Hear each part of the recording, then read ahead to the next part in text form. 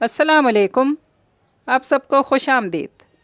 قرۃ العین خرم ہاشمی کا complete novel نور کا حالہ، جس کی دوسری اور آخری قسط آپ کی خدمت میں حاضر ہے۔ کیا تمہیں راز اچھے لگتے ہیں؟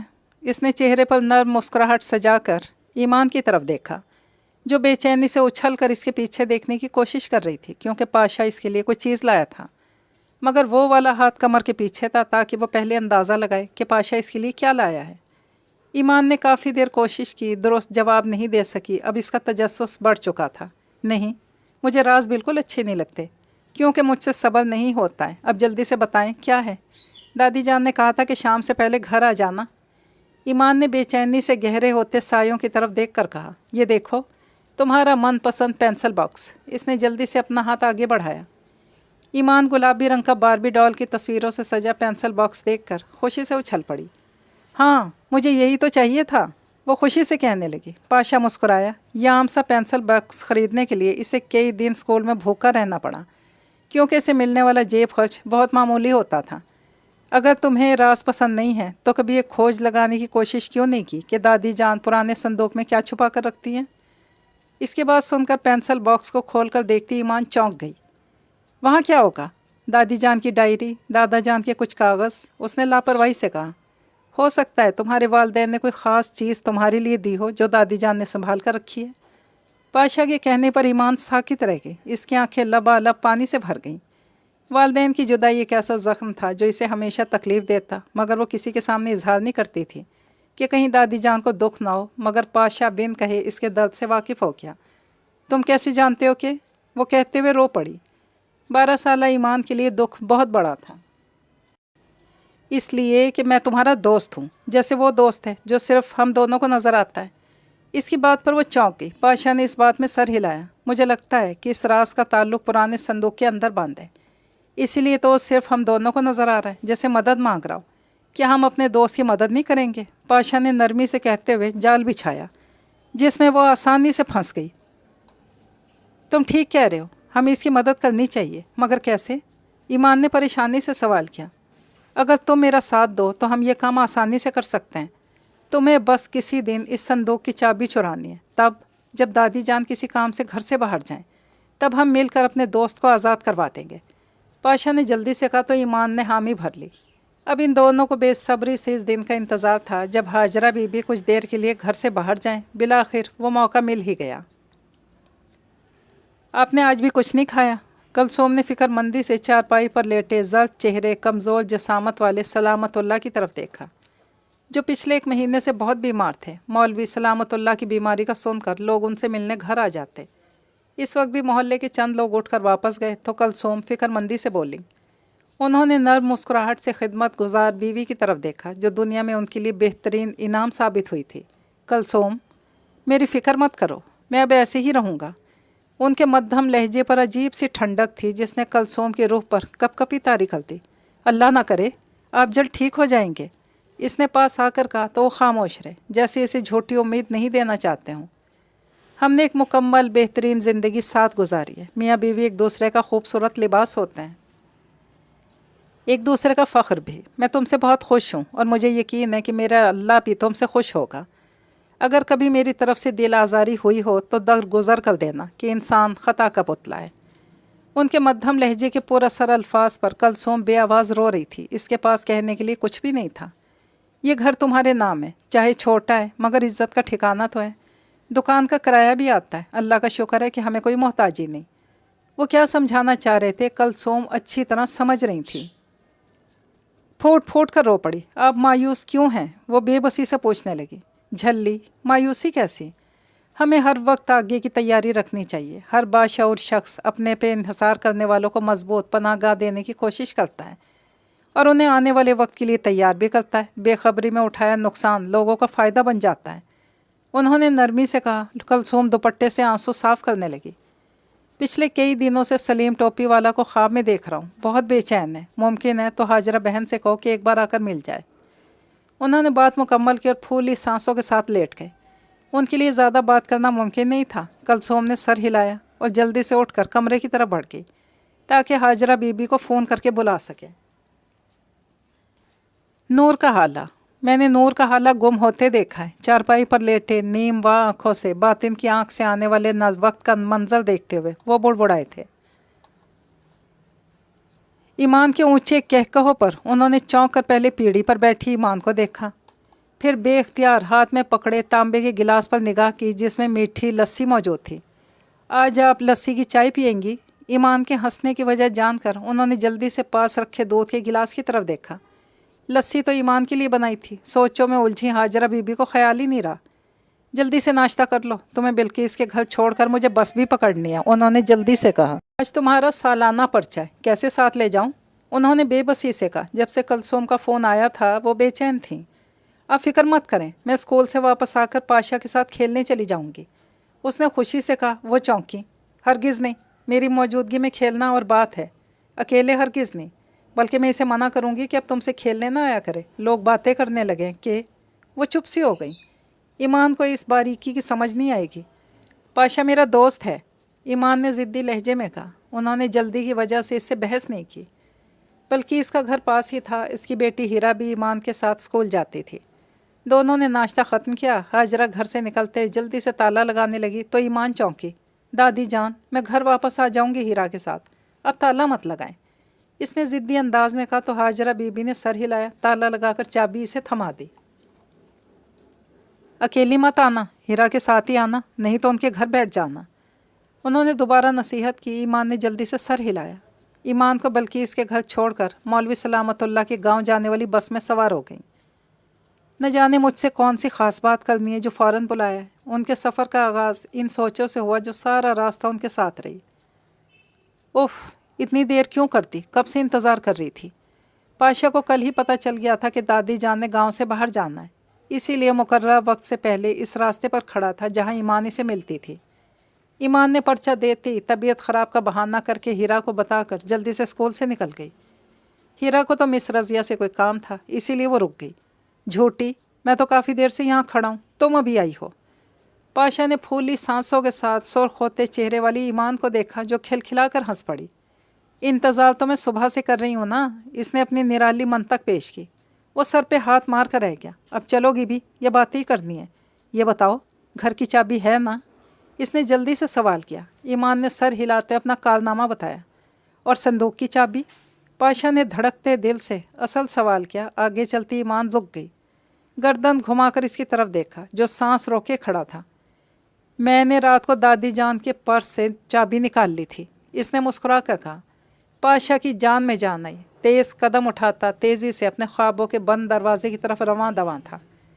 آج تو میں وہ پا ہی لوں گا جس کی تلاش میں نہ جانے کتنے لوگ خوار ہوئے ہیں، اس نے خوشی سے سوچا، مگر یہ جانے بغیر کہ چیز کو چھینا اور اسے پا لینا دو الگ الگ سمتیں ہوتی ہیں۔ وہ اپنی من پسند چیز چرانے جا رہا تھا، مگر ایسی چیزیں چھینی یا چرائی نہیں جاتی ہیں، یہ مالک کی مرضی سے ہی تحفے میں دی جا سکتی ہیں، یعنی ان پر حاکمیت صرف اس فرد کی ہوتی ہے، اس کے اصل مالک کی، اور ان پراسرار چیزوں کا مالک تو کئی سال پہلے مٹی اوڑے سو رہا تھا۔ سلامت اللہ بھائی، آپ کو کیا ہو گیا؟ آپ تو بالکل ٹھیک تھے جب ایمان کو دیکھنے آئے تھے، اس بات کو زیادہ وقت تو نہیں گزرا؟ ہاجرہ بی بی نے حیرانی سے ہڈیوں کا ڈھانچہ بنے مولوی سلامت اللہ کو دیکھا جو بات کرتے ہوئے بھی دقت کا شکار تھے۔ اس کی حیرانی پر مسکراتی ہے۔ آنے والا وقت کس نے دیکھا ہے؟ ہم نہیں جانتے کہ اگلے پل کیا ہو جائے، اس لیے ہمیشہ اپنی تیاری رکھنی چاہیے، خاص کر اپنے کندھے پر اٹھائی عمل کی گٹھری میں امانت کے بھاری پتھر نہیں رکھنے چاہیے، ان کا بوجھ بہت ہوتا ہے۔ سب سے مشکل امانت کا بوجھ اٹھانا ہے، چاہے وہ راز کی صورت میں ہو یا وعدے کی۔ اور میں نے بھی سلیم ٹوپی والا سے ایک وعدہ کیا تھا کہ میں ہمیشہ ایمان بیٹی کی حفاظت کروں گا، انہوں نے مدھم لہجے میں کہا۔ میں سمجھی نہیں، کیسی حفاظت؟ ہاجرہ بی بی کے لہجے میں حیرانی تھی۔ انہی پراسرار مخلوق سے جنہیں وہ اپنی کم عقلی کی وجہ سے آزاد کر چکا ہے۔ ان کی بات سن کر ہاجرہ بی بی کے چہرے کا رنگ اڑ گیا۔ کلثوم نے چائے کے کپ ان کے سامنے رکھے، کھانا وہ کچھ دیر پہلے کھا چکے تھے، مگر وہ تو معمولی سا عمل تھا۔ وہ نگاہیں چرا کر گویا ہوئیں۔ اس معمولی عمل نے ہی برائی کا کوئی در کھول دیا ہے جو ایمان بیٹی کی زندگی میں مسئلے پیدا کر رہا ہے۔ میں صرف اتنا چاہتا ہوں کہ ان شیطانی عملیات کو ضائع کر دیا جائے۔ ان کی سنجیدہ آواز میں واضح تنبیہ تھی، مگر وہ میرے مرحوم شوہر کی آخری نشانی ہے، تڑپ کر گویا ہوئیں۔ مت بھولیں کہ ایمان بھی آپ کے بیٹے کی اکلوتی ہی نشانی ہے۔ میری زندگی کا بھروسہ نہیں، میں نہیں چاہتا کہ میرے بعد وہ کسی مشکل کا شکار ہو۔ ان کے لہجے میں خوف محسوس کر کے وہ ٹھٹک گئیں۔ آپ کو یہ ڈر کیوں لاحق ہے؟ ہاجرہ بی بی کے لہجے میں بے تابی تھی۔ انہوں نے گہری سانس لی اور ایک نظر خاموش بیٹھی کلثوم پر ڈالی۔ ہاجرہ بہن، ایسا سمجھ لیں کہ ہر انسان کے گرد پیدائشی طور پر نور کا ایک حالہ ہوتا ہے جو اس کی نیکی کی طاقت کو ظاہر کرتا ہے۔ جیسے جیسے بچہ بڑا ہوتا جاتا ہے اس کے اچھے یا برے اعمال کی وجہ نور مدھم یا روشن ہوتا جاتا ہے۔ اگر انسان گناہ کی دلدل میں گر جائے تو اس کے گرد بنا نور کا حالہ غائب ہو جاتا ہے۔ اس نور کے حالے کی وجہ سے ہم شیطانی طاقتوں اور چیزوں سے محفوظ رہتے ہیں۔ یہ ہمارا حصار ہوتا ہے۔ انہوں نے ایک لمحے کا توقف کیا۔ میں نے خواب میں ایمان بیٹی کے گرد بنا نور کا حالہ غائب ہوتے دیکھا ہے، انہوں نے مدھم لہجے میں کہا، مگر وہ تو ابھی بچی ہے۔ اس نے ایسا کون سا گناہ کر دیا کہ؟ ہاجرہ بی بی نے تڑپ کر پوچھا۔ ابھی نہیں، مگر مستقبل میں۔ اس لیے میں فکر مند ہوں۔ مجھے لگتا ہے کہ ایمان کے گرد بنے نور کے حالے کو اگر کوئی چیز نقصان پہنچا سکتی ہے تو وہی شیطانی عملیات ہیں جو آپ نے شوہر کی وراثت میں دے رکھے ہیں، مگر کس کے نام؟ یہ آپ بہتر بتا سکتی ہیں۔ ان کا لہجہ سنجیدہ تھا۔ ہاجرہ بی بی نے نگاہیں چرائیں تھیں۔ یہ بات تو آج تک کسی کو نہیں معلوم تھی کہ سلیم ٹوپی والا نے اپنے بعد کسے وارث بنایا تھا۔ بہرحال میں نے اس پانی پر دم کر دیا ہے اور یہ ایک تعویذ ہے جو ایمان بیٹی کی حفاظت کرے گا۔ انہوں نے اشارہ کیا تو کلثوم نے سر ہلاتے ہوئے مطلوبہ چیزیں ہاجرہ بی بی کو پکڑا دیں۔ ہاجرہ بی بی نے تشکر آمیز نگاہوں سے انہیں دیکھا اور اپنی جگہ سے کھڑی ہو گئیں۔ ہاجرہ بہن، ایمان بیٹی جتنا اچھائی اور نیکی کے قریب رہے گی، اس کے گرد بنا حصار مضبوط سے مضبوط تر ہوتا چلا جائے گا، تب ان چیزوں کا اثر بھی زیادہ ہوگا۔ انہوں نے آخری نصیحت کی جسے ہاجرہ بی بی نے اپنے پلوں سے ان تعویذوں کے ساتھ ہی باندھ لیا تھا۔ وہ وہاں سے نکلی تو عجیب سی گھبراہٹ نے دل کو گھیر لیا۔ اللہ خیر کرے، بے اختیار ان کے منہ سے نکلا تھا۔ مولوی سلامت اللہ کی بے نور ہوتی آنکھوں نے آنے والے کل کی جھلک دیکھ لی تھی، جس میں خیر اور شر کی جنگ نے بہت سی زندگیوں کو اپنی لپیٹ میں لینا تھا۔ جیتے گا وہی جس کی لگن سچی ہوگی۔ ہیرا کہاں ہے؟ بلکہ تندور سے گرم روٹیاں لگوا کر گھر جا رہی تھی جب گلی موڑتے اس کی نگاہ تیز چلتی ایمان پر پڑی۔ حیرانی سے آس پاس دیکھا، ہیرا نظر نہیں آئی تھی۔ خالہ، ہیرا کو اسکول میں کچھ کام تھا، دیر سے آئے گی، اس نے جلدی سے کہا۔ تو تم بھی انتظار کر لیتی، اکیلی کیوں آئی ہو؟ بلکہ اس نے گھورا۔ میری طبیعت ٹھیک نہیں، گھر جا کر آرام کروں گی، اس نے جلدی سے جھوٹ بولا۔ اچھا پہلے کھانا تو کھا لو، چلو میرے ساتھ۔ بلکہ اس نے اپنے دھیان میں آگے چلتے ہوئے کہا۔ اس سے کچھ فاصلے پر ٹھٹک کر رکتے پاشا کو نہیں دیکھا تھا۔ میں ہیرا کے ساتھ ہی کھانا کھاؤں گی، اس نے جلدی سے کہا، اور بلکہ اس کی اگلی بات سنے بغیر اپنے گھر کی طرف بھاگ گئی۔ عجیب لڑکی ہے، اس نے سر جھٹکا اور اپنے گھر کی طرف مڑی۔ جب اچانک نگاہ پاشا پر پڑی جو ایمان کا بستہ اٹھائے تیزی سے پاس سے گزرا، وہ ٹھٹک کر رک گئی۔ یہ تو رشید کا بیٹا ہے، یہاں کیا کر رہا ہے؟ بلکہ اس حیرانی سے بڑبڑائی۔ گھر میں داخل ہوتے پاشا نے بستہ چارپائی پر رکھا۔ ایمان بھاگتے ہوئے اسٹور کے دروازے کے پاس پہنچی۔ جلدی سے کنڈی کھول کر لوہے کے دروازے کو دھکا دے کر کھول دیا اور اندر داخل ہو گئی۔ پاشا ابھی تک بے یقینی کا شکار تھا۔ اتنی آسانی سے؟ وہ حیران تھا۔ اسی حیرت کے ساتھ اسٹور میں داخل ہوا۔ تب تک پیڑھی پر پاؤں رکھ کر کھڑی ایمان پیٹی کے اوپر رکھ کے صندوق کا تالا کھول چکی تھی۔ جلدی آؤ، اس نے پرجوش انداز میں پلٹ کر پاشا کو دیکھا جو تیزی سے صندوق کے پاس آیا۔ یہ تو کپڑے ہیں، اس نے حیرانی سے کہا۔ ایمان اس کی بات پر دھیان دیے بغیر کچھ ڈھونڈ رہی تھی۔ اس نے کپڑوں کو ایک طرف ہٹایا تو نیچے کالے رنگ کی ڈائری اور سرخ رنگ کی سفید فیتے والی فائل نظر آئی۔ یہ دادی جان کی ڈائری ہے، ایمان نے پرجوش انداز میں کہتے ہوئے ڈائری اٹھائی۔ پاشا کی نگاہیں سرخ رنگ کی فائل پر جمی تھیں۔ اس نے یہ فائل کئی سال پہلے اس وقت دیکھی تھی جب اس پر نئی دنیا کا در کھلا تھا۔ سنسنی سی اس کے جسم میں دوڑ رہی تھی۔ اچانک اسے وہی باریک ہنسی کی آواز سنائی دی۔ اس نے پلٹ کر نہیں دیکھا کیونکہ وہ جانتا تھا کہ وہ اس کے پاس ہی موجود ہے، شاید اس کے اندر کہیں۔ ایک بات کہ مجھے سمجھ میں نہیں آئی۔ ہاجرہ بی بی بس پر سوار ہوئیں تو اس کے ساتھ بیٹھی گاؤں کی عورت جمیلہ نے اپنی گود میں سوئے 1 سال کے بچے پر نگاہ ڈالتے ہوئے کہا، کون سی بات؟ ہاجرہ بی بی نے سرسری انداز میں پوچھا۔ میں نے تو سنا تھا کہ آپ کے گھرانے اور رشید کے درمیان کوئی ناراضی چل رہی ہے، اس نے بے چینی سے کہا۔ وہ چونک کر اس کی طرف متوجہ ہوئیں۔ اس ذکر کا کیا مقصد ہے؟ بہت پرانی بات ہے، انہوں نے ٹالنا چاہا۔ وہی تو، اتنی سال پرانی دشمنی اچانک دوستی میں کیسے بدل گئی؟ اس کے سوال پر ہاجرہ بی بی نے الجھ کر دیکھا۔ کیا کہہ رہی ہو؟ کون سی دوستی؟ रशीद की घरवाली से मिले तो मुझे सालों हो गए, जब एक बार नाता ख़त्म हो गया तो दोबारा क्या जोड़ना, उन्होंने बेजारी से कहा। मगर ये बात बच्चे तो नहीं समझते ना, इसने तंजिया अंदाज में कहा। क्या मतलब? वो हैरत से बोली। भाई इसके बेटे से बहुत दोस्ती है अपनी ईमान की, अक्सर आपके घर भी तो आता है। बिलाखिर बिल्ली थैले से बाहर आ गई। वो साकित रह गई। कौन? पाशा। आप तो ऐसे मासूम बन रही हैं जैसे ही पता ही नहीं पाशा रशीद का बेटा है। इसने बात अधूरी छोड़ दी। इस अधूरी बात ने इन्हें पूरा तोड़ दिया था। बाकी का रास्ता खामोशी से कटा। वो हैरान थी कि उन्होंने कभी पाशा से इसके वालिदैन के बारे में तफसील से क्यों नहीं पूछा। इसके एक बार सरसरी सा बताने पर दोबारा उन्होंने कोशिश ही नहीं की। क्या वही बात जानता है कि? परेशानी से सोचने लगी। अचानक इन्हें माजी का वो दिन याद आया जब रशीद अपने कम सिन बेटे के साथ उनके घर आया था। अगर ये वही लड़का हुआ तो? एक खौफ इन्हें जकड़ चुका था। न जाने इन्हें क्यों लग रहा था कि उनके साथ धोखा हुआ है। ये सब उन्हीं चीज़ों के असरात हैं। मौलवी सलामतुल्लाह ने ठीक कहा था, मेरी ईमान तो ख़तरे में है। उन्होंने घबरा कर सोचा। बाकी का रास्ता इन्हीं सोचों में गुजरा। अपने गांव उतरते ही उन्होंने चंकी रिक्शा लिया और अपने घर की तरफ रवाना हो गई। तुम इस फाइल का क्या करोगे? ये दादा जान की है। दादी बताती हैं कि इसमें बहुत कीमती चीज़ हैं। ईमान ने हैरानी से पाशा को सुर्ख फाइल उठाते देख कर कहा, मैं वापस कर दूंगा ना। इसने कांपते हाथों से फाइल उठाकर सीने से लगाई और खोए हुए अंदाज में मुखातिब हुआ। मगर दादी जान को पता चल गया तो? वो परेशान हुई। तुम सब कुछ वापस रख कर संदूक को ताला लगा दो, इन्हें कुछ पता नहीं चलेगा। उसने संजीदगी से कहा तो ईमान ने सर हिलाया। इसका मकसद तो पूरा हो गया था। इतने महीनों की मेहनत का फल इस सुर्ख फाइल में बंद था। ईमान की तरफ देखे बगैर वापस मुड़ गया। ईमान जल्दी से बिखरी चीज़ें उठाकर संदूक में रखने लगी। अचानक बाहर से शोर की आवाज़ें आने लगी। वो डर गई। ये तो दादी जान की आवाज़ है। वो घबरा कर फ़ौरन नीचे उतरी और भागकर स्टोर से बाहर निकली तो सहन का मंजर देखकर ठिठक कर रुक गई। पाशा दोनों हाथों से कवर बनाए खुद को बचाने की कोशिश कर रहा था, जबकि हाजरा बीबी के हाथ में लाठी थी जिससे वो इसकी पिटाई कर रही थी। सुर्ख फाइल ज़मीन पर गिरी हुई थी। मुझे तो पहले ही शक हो गया जब ईमान के साथ इस लड़के को घर के अंदर जाते देखा। इसीलिए तो आपको फ़ौरन बताया। शुक्र है आप वक्त पर आ गई, वरना ये तो चोरी करने में कामयाब हो ही गया था। बल्कि इसने गुस्से से मार खाते पाशा को देख कर कहा, तुझे ज़रा शर्म नहीं आई हमें धोखा देते हुए? मेरी बच्ची कितना यकीन करती है तुझ पर। निकला ना अपने बाप जैसा लालची और मफाद परस्त। दफ़ा हो जाए यहाँ से। दोबारा इस तरफ कदम बढ़ाए तो तेरी टांगें तोड़ दूँगी, हाँफते हुए बोली। शोर सुनकर सारा मोहल्ला जमा हो गया। कई मर्द आगे बढ़े। उन्होंने हाथ उठाकर सबको रोक दिया। इसके लिए इतनी सज़ा और ज़िल्लत काफ़ी है। असलम, रशीद को बुला कर लाओ।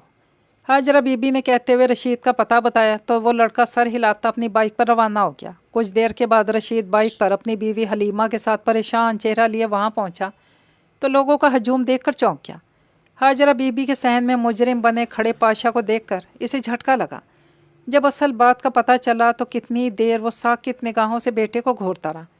इसे तो कभी अंदाज़ा नहीं हुआ पाशा उस दिन के काले असर से आज तक नहीं निकला है। अचानक इसे मौलवी सलामतुल्लाह की बातें याद आईं, जिन्होंने सख्ती से इस काम से मना करते हुए आने वाले वक्त पर पड़ने वाले बुरे साए से उसे ख़बरदार किया था। मगर सब कुछ पा लेने के लालच में इसने अपनी ज़िंदगी की सबसे कीमती चीज़ दाव पर लगा दी थी। सबकी बातें ताने सुनकर वो तीनों वहाँ से निकले तो अपनी अपनी जगह गुमसुम थे। पाशा की छोटी उम्र ने यकदम छलांग लगाई थी। इसने ज़िल्लत का वो जायका चख लिया कि अब सारी ज़िंदगी सर उठाकर चलने के काबिल नहीं रहा था। रात गहरी हो गई मगर हाजरा बीबी की चुप नहीं टूटी। उन्होंने ईमान को कुछ नहीं कहा था मगर वो इससे नाराज़ थीं, जिसका अंदाज़ा इसे हो गया। इसलिए अपने बिस्तर पर करवटें बदल कर जब थक गई तो उठकर सहन में बिछी चारपाई पर लेटी हाजरा के पास आ गई। वह आसमान पर चमकते सितारे देखते तस्बीह पढ़ रही थी। आप मुझसे नाराज़ हैं? इसने डरे हुए लहजे में पूछा। वो खामोश रहीं। आप भी अम्मी अब्बू की तरह मुझे तन्हा छोड़ देंगी ना, क्योंकि मैंने आपकी बात नहीं मानी? वो कहते हुए रो पड़ी। उनका गुस्सा बस इतना ही था। जल्दी से उठकर इसे गले लगाया और आंसू साफ किए। मुझसे एक वादा करो, आइंदा पाशा से नहीं मिलोगी। वो तुम्हारा दोस्त नहीं है, बल्कि कोई भी ऐसा शख्स जो तुम्हें झूठ बोलना सिखाए वो दोस्त नहीं होता। दोस्त तो बुरी बातों से रोकते हैं। उन्होंने प्यार से समझाया तो इसने फ़ौरन सर हिलाया और उनके सीने पर सर रख कर लेट गई। कुछ देर में वो गहरी नींद सो चुकी थी। मगर हाजरा बीबी कई साल पहले पीछे चली गई, जब इस घर में उनके अपने हंसते बोलते सांस लेते थे। फिर रज़ा, नाश्ते किए बगैर मत जाना। गरम तवे पर बेटे के लिए मोहब्बत से तहों वाला पराठा डालते हुए आवाज़ दी तो मुस्कुराया और जिताती निगाहों से अपने हर दिल अजीज़ बीवी तोबा की तरफ देखा जो 5 साला ईमान को नाश्ता करवा रही थी। हाँ तो मैं भी इनकी लाडली पोती को नाश्ता करवा रही हूँ, लाडले बेटे को वो करवा दें तो कौन सी क़यामत आ जाएगी, इसने इत्मीनान से कहा। बस मेरी सीधी सादी माँ को सख्त सास बनना नहीं आया। इसने गहरी सांस ली। इन दोनों की नोक झोंक सुनकर हाजरा बीबी के चेहरे पर रोशन मुस्कुराहट फैल गई। मेरी बहू है ही इतनी अच्छी, भला मुझे क्या ज़रूरत है रिवायती सास बनने की। ट्रे में बेटे का मनपसंद नाश्ता सजाए वो मुस्कुराते हुए सहन में आई। तुम्हारे अब्बा कहाँ हैं? अचानक इसे ख्याल आया। अब्बा जी रशीद अंकल के साथ कहीं गए हैं। रज़ा के बोलने से पहले तूबा ने जवाब दिया। रज़ा सुकून से नाश्ता करते हुए माँ के जायके को रूह में उतार रहा था। एक तो मैं इन दोनों की तवील मुलाकातों से बहुत ही तंग हूँ, ना दिन का पता है ना रात का। जब से फरागत नसीब हुई है सारा दिन अपने दोस्त के साथ गुजार देते हैं। नाश्ता भी नहीं किया, वो बुड़बुड़ाने लगी। रज़ा हंस पड़ा। रशीद अंकल कौन सा अब्बा की गर्लफ्रेंड हैं जो आप फ़िक्रमंद हो रही हैं? फारिग बैठकर क्या करेंगे, अच्छा है मसरूफ़ रहते हैं। इसने हमेशा की तरह बाप की तरफदारी की। हाजरा ने बेटे को घोरा, सर झटक कर वापस चूल्हे के पास चली गई। तुम लोग छुट्टियां गुजारने घर आए हो तो कुछ रौनक हो गई, वरना सारा दिन मैं अकेली घर के काम ही करती रहती हूँ। इसने मुंह बना कर कहा। तो आप हमारे साथ शहर चले ना, कितनी बार तो कहा है। तोबा ने जल्दी से कहा। नफ़ी में सर हिलाने लगी। अपनी ज़मीन अपना घर छोड़कर कैसी चली जाऊँ? तुम लोग मिलने तो आ जाते हो, यही बहुत है। वैसे तो ये पहाड़ी इलाका कुदरती हुस्न से माला माल है। अभी यहाँ बहुत तरक्याती काम होना बाकी हैं। शहर में तो हर सहूलत है, यहाँ से ज़्यादा दूर भी नहीं है। इसने कायल करने की कोशिश की मगर हाजरा बीबी की ना हामी नहीं बदली। थक हार कर वो खामोश हो गई। हाजरा सब कामों से फरागत पाकर ईमान के साथ खेलने लगी। मासूम ईमान में उन सब की जान थी। फिर तुमने क्या सोचा? रशीद ने चाय पीते सलीम टोपी वाला की तरफ देखा जिसके चेहरे पर सोच की लकीरें वाज़ेह थीं। तुम्हारी बात मानने को दिल भी चाहता है मगर मौलवी सलामतुल्लाह इसके ख़िलाफ़ है, न जाने वो क्यों डरता है। इसने गहरी सांस लेकर कहा। वो ख़ुद को बहुत नेक और मोतबर समझता है, इसे छोड़ो। देखो तुम्हारे पास जो नायाब चीज़ है वो आखिर किस वक्त के लिए संभाल कर रखी है। ये बताओ तुम्हें ये नायाब चीज़ें कहाँ से और कैसे मिली? रशीद ने जल्दी से पूछा। उसने गहरी सांस ली। कई साल पहले इस इलाके में दूर दराज से एक अजनबी शख्स रियाज अपने रिश्तेदार के घर रहने आया था। अक्सर जंगल में आते जाते इससे मुलाकात हो जाती। हम दोनों में बहुत अच्छी दोस्ती हो गई। बज़ाहिर तो रियाज एक आम सा शख्स था मगर इसकी दिलचस्पी खुफिया अलूम में बहुत थी। इसके लिए वो चिल्ले काटता, मखसूस वक्त में अमलियात करता और न जाने क्या क्या, मुझे ठीक से इल्म नहीं। इसके पास कुछ तो था जो मेरी समझ से बहुत ऊपर की चीज़ थी। कहते हुए चुप हो गया। फिर रशीद ने बेसब्री से सवाल किया। रियाज नीयत का साफ और नेक दिल इंसान था। बस इसके सर में सौदा समाया और वो कायनात के राजों को जानने की जुस्तजू में निकल पड़ा। तब इसे एक आमिल बाबा मिला जिसके कई साल खिदमत करने पर इसने इनाम में अपने चंद अमलियात इसे दे दिए, इस हदायत पर कि वो अपनी मर्ज़ी से किसी को आगे भी दे सकता है। रियाज इन अमलियात पर अबूर हासिल करने के लिए जंगल और वीराने में चिल्ला काटता। उसे यकीन था कि एक दिन वो कामयाब हो जाएगा मगर इसके सब इरादे धरे रह गए जब इसे कैंसर जैसे मोज़ी मर्ज़ ने मौत के करीब पहुंचा दिया। इसकी बीमारी से पहले इसका कज़न तंग आ चुका था। रियाज के आगे पीछे कोई था नहीं। बीमारी की हालत में जब इसे सब ने बेआसरा छोड़ दिया तो इस वक्त मैंने इसका हाथ थामा और अपने घर में पनाह दी। मैंने हर मुमकिन इसकी खिदमत की, आखिरी सांस तक इसका साथ दिया। मरने से कुछ दिन पहले रियाज ने अपनी ज़िंदगी की कमाई ये अमलियात मुझे सौंप दी है कि अब मैं उनका मालिक हूँ और अपनी मर्ज़ी से आगे जिसे चाहे दे दूँ। मुझे इन बातों में कोई दिलचस्पी नहीं थी मगर इसके कहने पर मैंने पहली बार अपने 9 साला बेटे पर एक छोटा सा अमल किया। वो बहुत सादा सा, सच में जादुई अमल था। वो कहते चुप सा हो गया। कौन सा अमल? रशीद ने बेताबी से पूछा। वो तफसील बताने लगा जिसे सुनकर रशीद की आंखें चमक उठी। ये तो कमाल है, क्या मेरे कहने पर एक बार ये अमल कर सकते हो? इसने जल्दी से कहा। वो सोच में पड़ गया। देखो तुम्हारे पास जो अमलियात हैं वो जादुई हैं जिससे न सिर्फ हम अपनी बहुत सी ख्वाहिशें पूरी कर सकते हैं बल्कि लोगों की मदद करके पैसा भी कमा सकते हैं। रशीद ने लालच का जाल बिछाया। मैंने कभी इस बारे में सोचा नहीं, ना मुझे कभी ज़्यादा पैसे की ज़रूरत महसूस हुई है। मैं अपने हाल में खुश हूँ। इसने संजीदगी से कहा। तो पहलू बदल कर रह गया। ये सब बाद में देख लेंगे, पहले तो मुझे वो अमल करके दिखाओ। वो बज़िद था। सलीम ने गहरी सांस ली। ठीक है, مگر صرف ایک بار۔ ہمیں اس عمل کے لیے ایک کم عمر لڑکا چاہیے، یعنی 10 سال سے چھوٹا۔ سلیم نے پہلی شرط بتائی۔ میرا بیٹا پاشا، میں اسے لے آؤں گا، رشید نے پرجوش انداز میں کہا۔ دونوں کے درمیان ساری بات چیت طے ہو گئی۔ اسی رات وہ دونوں نماز پڑھنے مسجد گئے، جہاں مولوی سلامت اللہ سے ملاقات ہوئی۔ باتوں ہی باتوں میں سلیم نے ذکر کیا تو وہ چونک گئے۔ میں نے تمہیں پہلے بھی سمجھایا تھا کہ ان عملیات کو ضائع کر دو، یہ تمہارے حق میں بہتر ہے، انہوں نے فکر مندی سے کہا۔ آپ مولوی ہیں نا، اسی لیے ایسی چیزوں کے خلاف ہیں، رشید نے مذاق اڑایا۔ بات اچھائی اور برائی کی ہے، سیدھی راہ سے ہٹ کر اگر دوسرے راستوں پر چلو گے تو وہ غلطی کہلائے گا۔ مولوی صاحب کے لہجے میں واضح ناگواری تھی۔ رشید نے مزید بحث نہیں کی۔ سلیم کو بعد میں بھی مولوی سلامت اللہ نے سمجھانے کی کوشش کی، مگر وہ رشید کی باتوں میں آ کر دوبارہ عملیات کی دنیا میں قدم رکھنا چاہتا تھا، یہ جانے بغیر کہ اپنی مرضی سے راستہ منتخب کرنے والا اس راستے کے پل نشیب و فراز، دھوکے، سراب سب کا حصہ ہوتا ہے۔ رات آدھی سے زیادہ گزر چکی تھی۔ چھت کی دیوار سے ٹیک لگا کر بیٹھے وہ تھک گیا، مگر اس کا نیچے جانے کا ارادہ نہیں تھا۔ آج کا دن ذلت بھرا تھا۔ گھر آ کر رشید نے ہمیشہ کی طرح اسے زود و کوب کیا، مگر اس کے لیے سب پرانی باتیں ہو چکی تھیں۔ مسلسل رونے سے اس کی آنکھوں میں جلن ہو رہی تھی۔ رات آج بھی اکیلی تھی، اس کے نصیب کی طرح، جہاں حسرت کے ستارے چمکتے تو تھے مگر اندھیرا پھر بھی دور نہیں ہوتا تھا۔ آج کی رات اس نے ماضی کی وہ کتاب کھول لی جس کے بارے میں اس کے باپ نے دوبارہ کبھی بات نہیں کی تھی، مگر بات نہ کرنے سے وہ آج تک اس بات کو نہیں بھولا تھا۔ ہاجرہ بی بی کی طرح وہ بھی اپنے ماضی میں سفر کرتے ہوئے اس لمحے میں پہنچ گیا جس نے اس کی عمر کو کھا لیا، لڑک پن میں ہی ایسی بزرگی عطا کی جس کا وہ اہل نہیں تھا۔ اسے آج بھی وہ روشن اور چمکدار دن یاد تھا جب وہ اپنے باپ کے ساتھ جنگل گیا تھا، جہاں پہلے سے سلیم ٹوپی والا کچھ سامان کے ساتھ موجود تھا۔ دھوپ کے رخ اسے بٹھا کر چند مخصوص باتیں سمجھاتے ہوئے اس نے اپنا عمل شروع کیا، جس کے لیے اس کے دائیں ہاتھ کے انگوٹھے کو استعمال کیا گیا۔ وہ دلچسپی اور حیرانی سے سب دیکھ رہا تھا۔ جب اس کے شفاف انگوٹھے پر کالی سیاہی لگائی گئی تو اسے بہت حیرت ہوئی۔ سلیم ٹوپی والے نے زیر لب کچھ پڑھتے ہوئے اس کے انگوٹھے پر پھونکا تو وہ چونک گیا۔ ایسا لگا جیسے سیاہی کی جگہ اسکرین روشن ہو گئی ہے۔ جہاں تیزی سے دوڑتے بھاگتے منظر تھے وہ ساکت رہ گیا۔ اسے یقین نہیں آ رہا تھا کہ ایسا کچھ بھی ہو سکتا تھا۔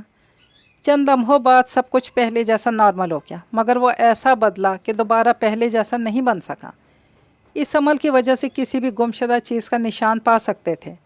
رشید، جس کی کچھ دن پہلے بائک چوری ہوئی تھی، اسے چور کا پتہ چل گیا۔ اگلے دن جب وہ اپنی بائک بازیاب کروا کر گھر آیا تو بہت ہی خوش تھا۔ سلیم ٹوپی والا کے پاس سچ میں جادو ہے۔ اس بائک کو پولیس بھی نہیں ڈھونڈ سکی، مگر اس نے اپنے عمل سے پتہ چلا لیا۔ سنا ہے کہ اس کے پاس اس سے زیادہ طاقتور جادو ہیں جس کی بدولت وہ اپنی ہر خواہش پوری کر سکتا ہے۔ کاش یہ جادو مجھے مل جائے تو ہماری زندگی پلک جھپکتے بدل جائے گی۔ اس کی آنکھوں میں چمکتا لالچ واضح تھا۔ پاشا کے ذہن میں لفظ جادو نقش ہو گیا۔ وہ خیالوں میں خود کو ایسا جادوگر بنتے دیکھتا جس کے پاس بہت ہی طاقت تھی۔ اس کی عمر سے پہلے اس کی خواہش بڑھ کر جوان ہوئی۔ وہ اپنے والدین کی باتیں غور سے سنتا۔ اس نے آدھی ادھوری باتوں سے اپنی مرضی کا سچ بنا لیا تھا۔ اسی جادو کو پانے کے لیے اس نے کئی سفر کیے۔ اس کا آخری سفر ایمان تک لایا، مگر یہاں آ کر اپنی منزل سے ایک قدم دور رہ گیا تھا۔ میں وہ جادو ایک دن ضرور حاصل کروں گا۔ اس نے اپنی بھیگی آنکھوں کو بے دردی سے صاف کیا اور عہد کر کے ایک نئی ہمت سے اٹھا۔ اس کی زندگی کا اگر کوئی مقصد تھا تو وہ یہی تھا۔ فجر کی اذان ہونے والی تھی۔ ہاجرہ بی بی ماضی کے اوراق پلٹتے مسلسل رو رہی تھیں۔ ان کے سامنے وہ ڈائری کھلی ہوئی تھی جس میں بہت سی باتیں لکھی تھی تاکہ اگر وہ زندہ نہ رہیں تو ایمان تک سب سچ پہنچ جائے۔ وہ حال سے ماضی میں پہنچ گئی جہاں لمحوں میں سب کچھ اجڑ گیا تھا۔ اس دن سلیم ٹوپی والا وہ عمل کر کے گھر آیا تو بہت خوش تھا۔ کچھ دن سے اس کی ملاقاتیں رشید سے بڑھ گئیں، جس کا نتیجہ حسب توقع نکلا۔ رشید نے بالآخر اسے ایک نئے اور بڑے عمل کے لیے راضی کر لیا۔ وہ عمل دریا کنارے سر انجام دینا تھا۔ دراصل وہ ایک طرح کا چلہ تھا جس کو کرنا آسان نہیں تھا، مگر اس کو کرنے والا اپنی مرضی کی خواہش پا سکتا تھا۔ رشید کے قائل کرنے پر وہ بہت آگے کی سوچ چکا تھا۔ مولوی سلامت اللہ کو اس بات کی سن گن مل گئی، اسی لیے وہ ایک شام سلیم سے ملنے آیا۔ دونوں کے درمیان اس بات پر بحث ہوتے ہوئے ناراضی میں بدل گئی۔ سلیم ٹوپی والا رشید کے بچھائے جال میں پھنس چکا تھا۔ اسے مولوی سلامت اللہ اپنا دشمن نظر آ رہا تھا۔ تم میرے دوست ہو، تمہیں خبردار کرنا میرا فرض تھا۔ ایک بات یاد رکھنا، तुम कुदरत के राजों से छेड़छाड़ करने की जुर्रत कर रहे हो। इस सफ़र में ज़रूरी नहीं कि तुम राह रास्त पर चलो। राह से भटक गए तो अजीब व गरीब दुनिया की जाल में फंस जाओगे, जिनके असरात तुम्हारी नस्ल तक जाएंगे। इन कामों को मामूली ना समझो। थक हार कर अपनी जगह से उठते हुए उन्होंने कहा, चाय के कप उठाती हाजरा चौंकी। इसका दिल कांप उठा था। तुम दोस्त हो तो मेरी कामयाबी के लिए दुआ करो ना। वो तंज़िया अंदाज में गोया हुआ। मौलवी सलामतुल्लाह मुस्कुराए। हक और सच की राह में उठा हर कदम दुआ बन जाता है, जबकि बुराई की तरफ उठा हर कदम इफ़रियत बनकर हमें निगल जाता है। अपना ख्याल रखना। वह आहिस्ते से कहकर इसके गले लगे और फ़ौरन मुड़कर चले गए। सलीम टोपी वाला एक लम्हे के लिए सोच में पड़ गया, फिर सर झटक कर आने वाले कल के रोशन ख्वाब बुनने लगा। अगर सलामतुल्लाह भाई की बात ठीक हुई तो? रात अपनी चारपाई पर लेटी हाजरा ने मध्यम लहजे में पूछा। कुछ नहीं होता, लापरवाही से कहते उसने करवट बदल ली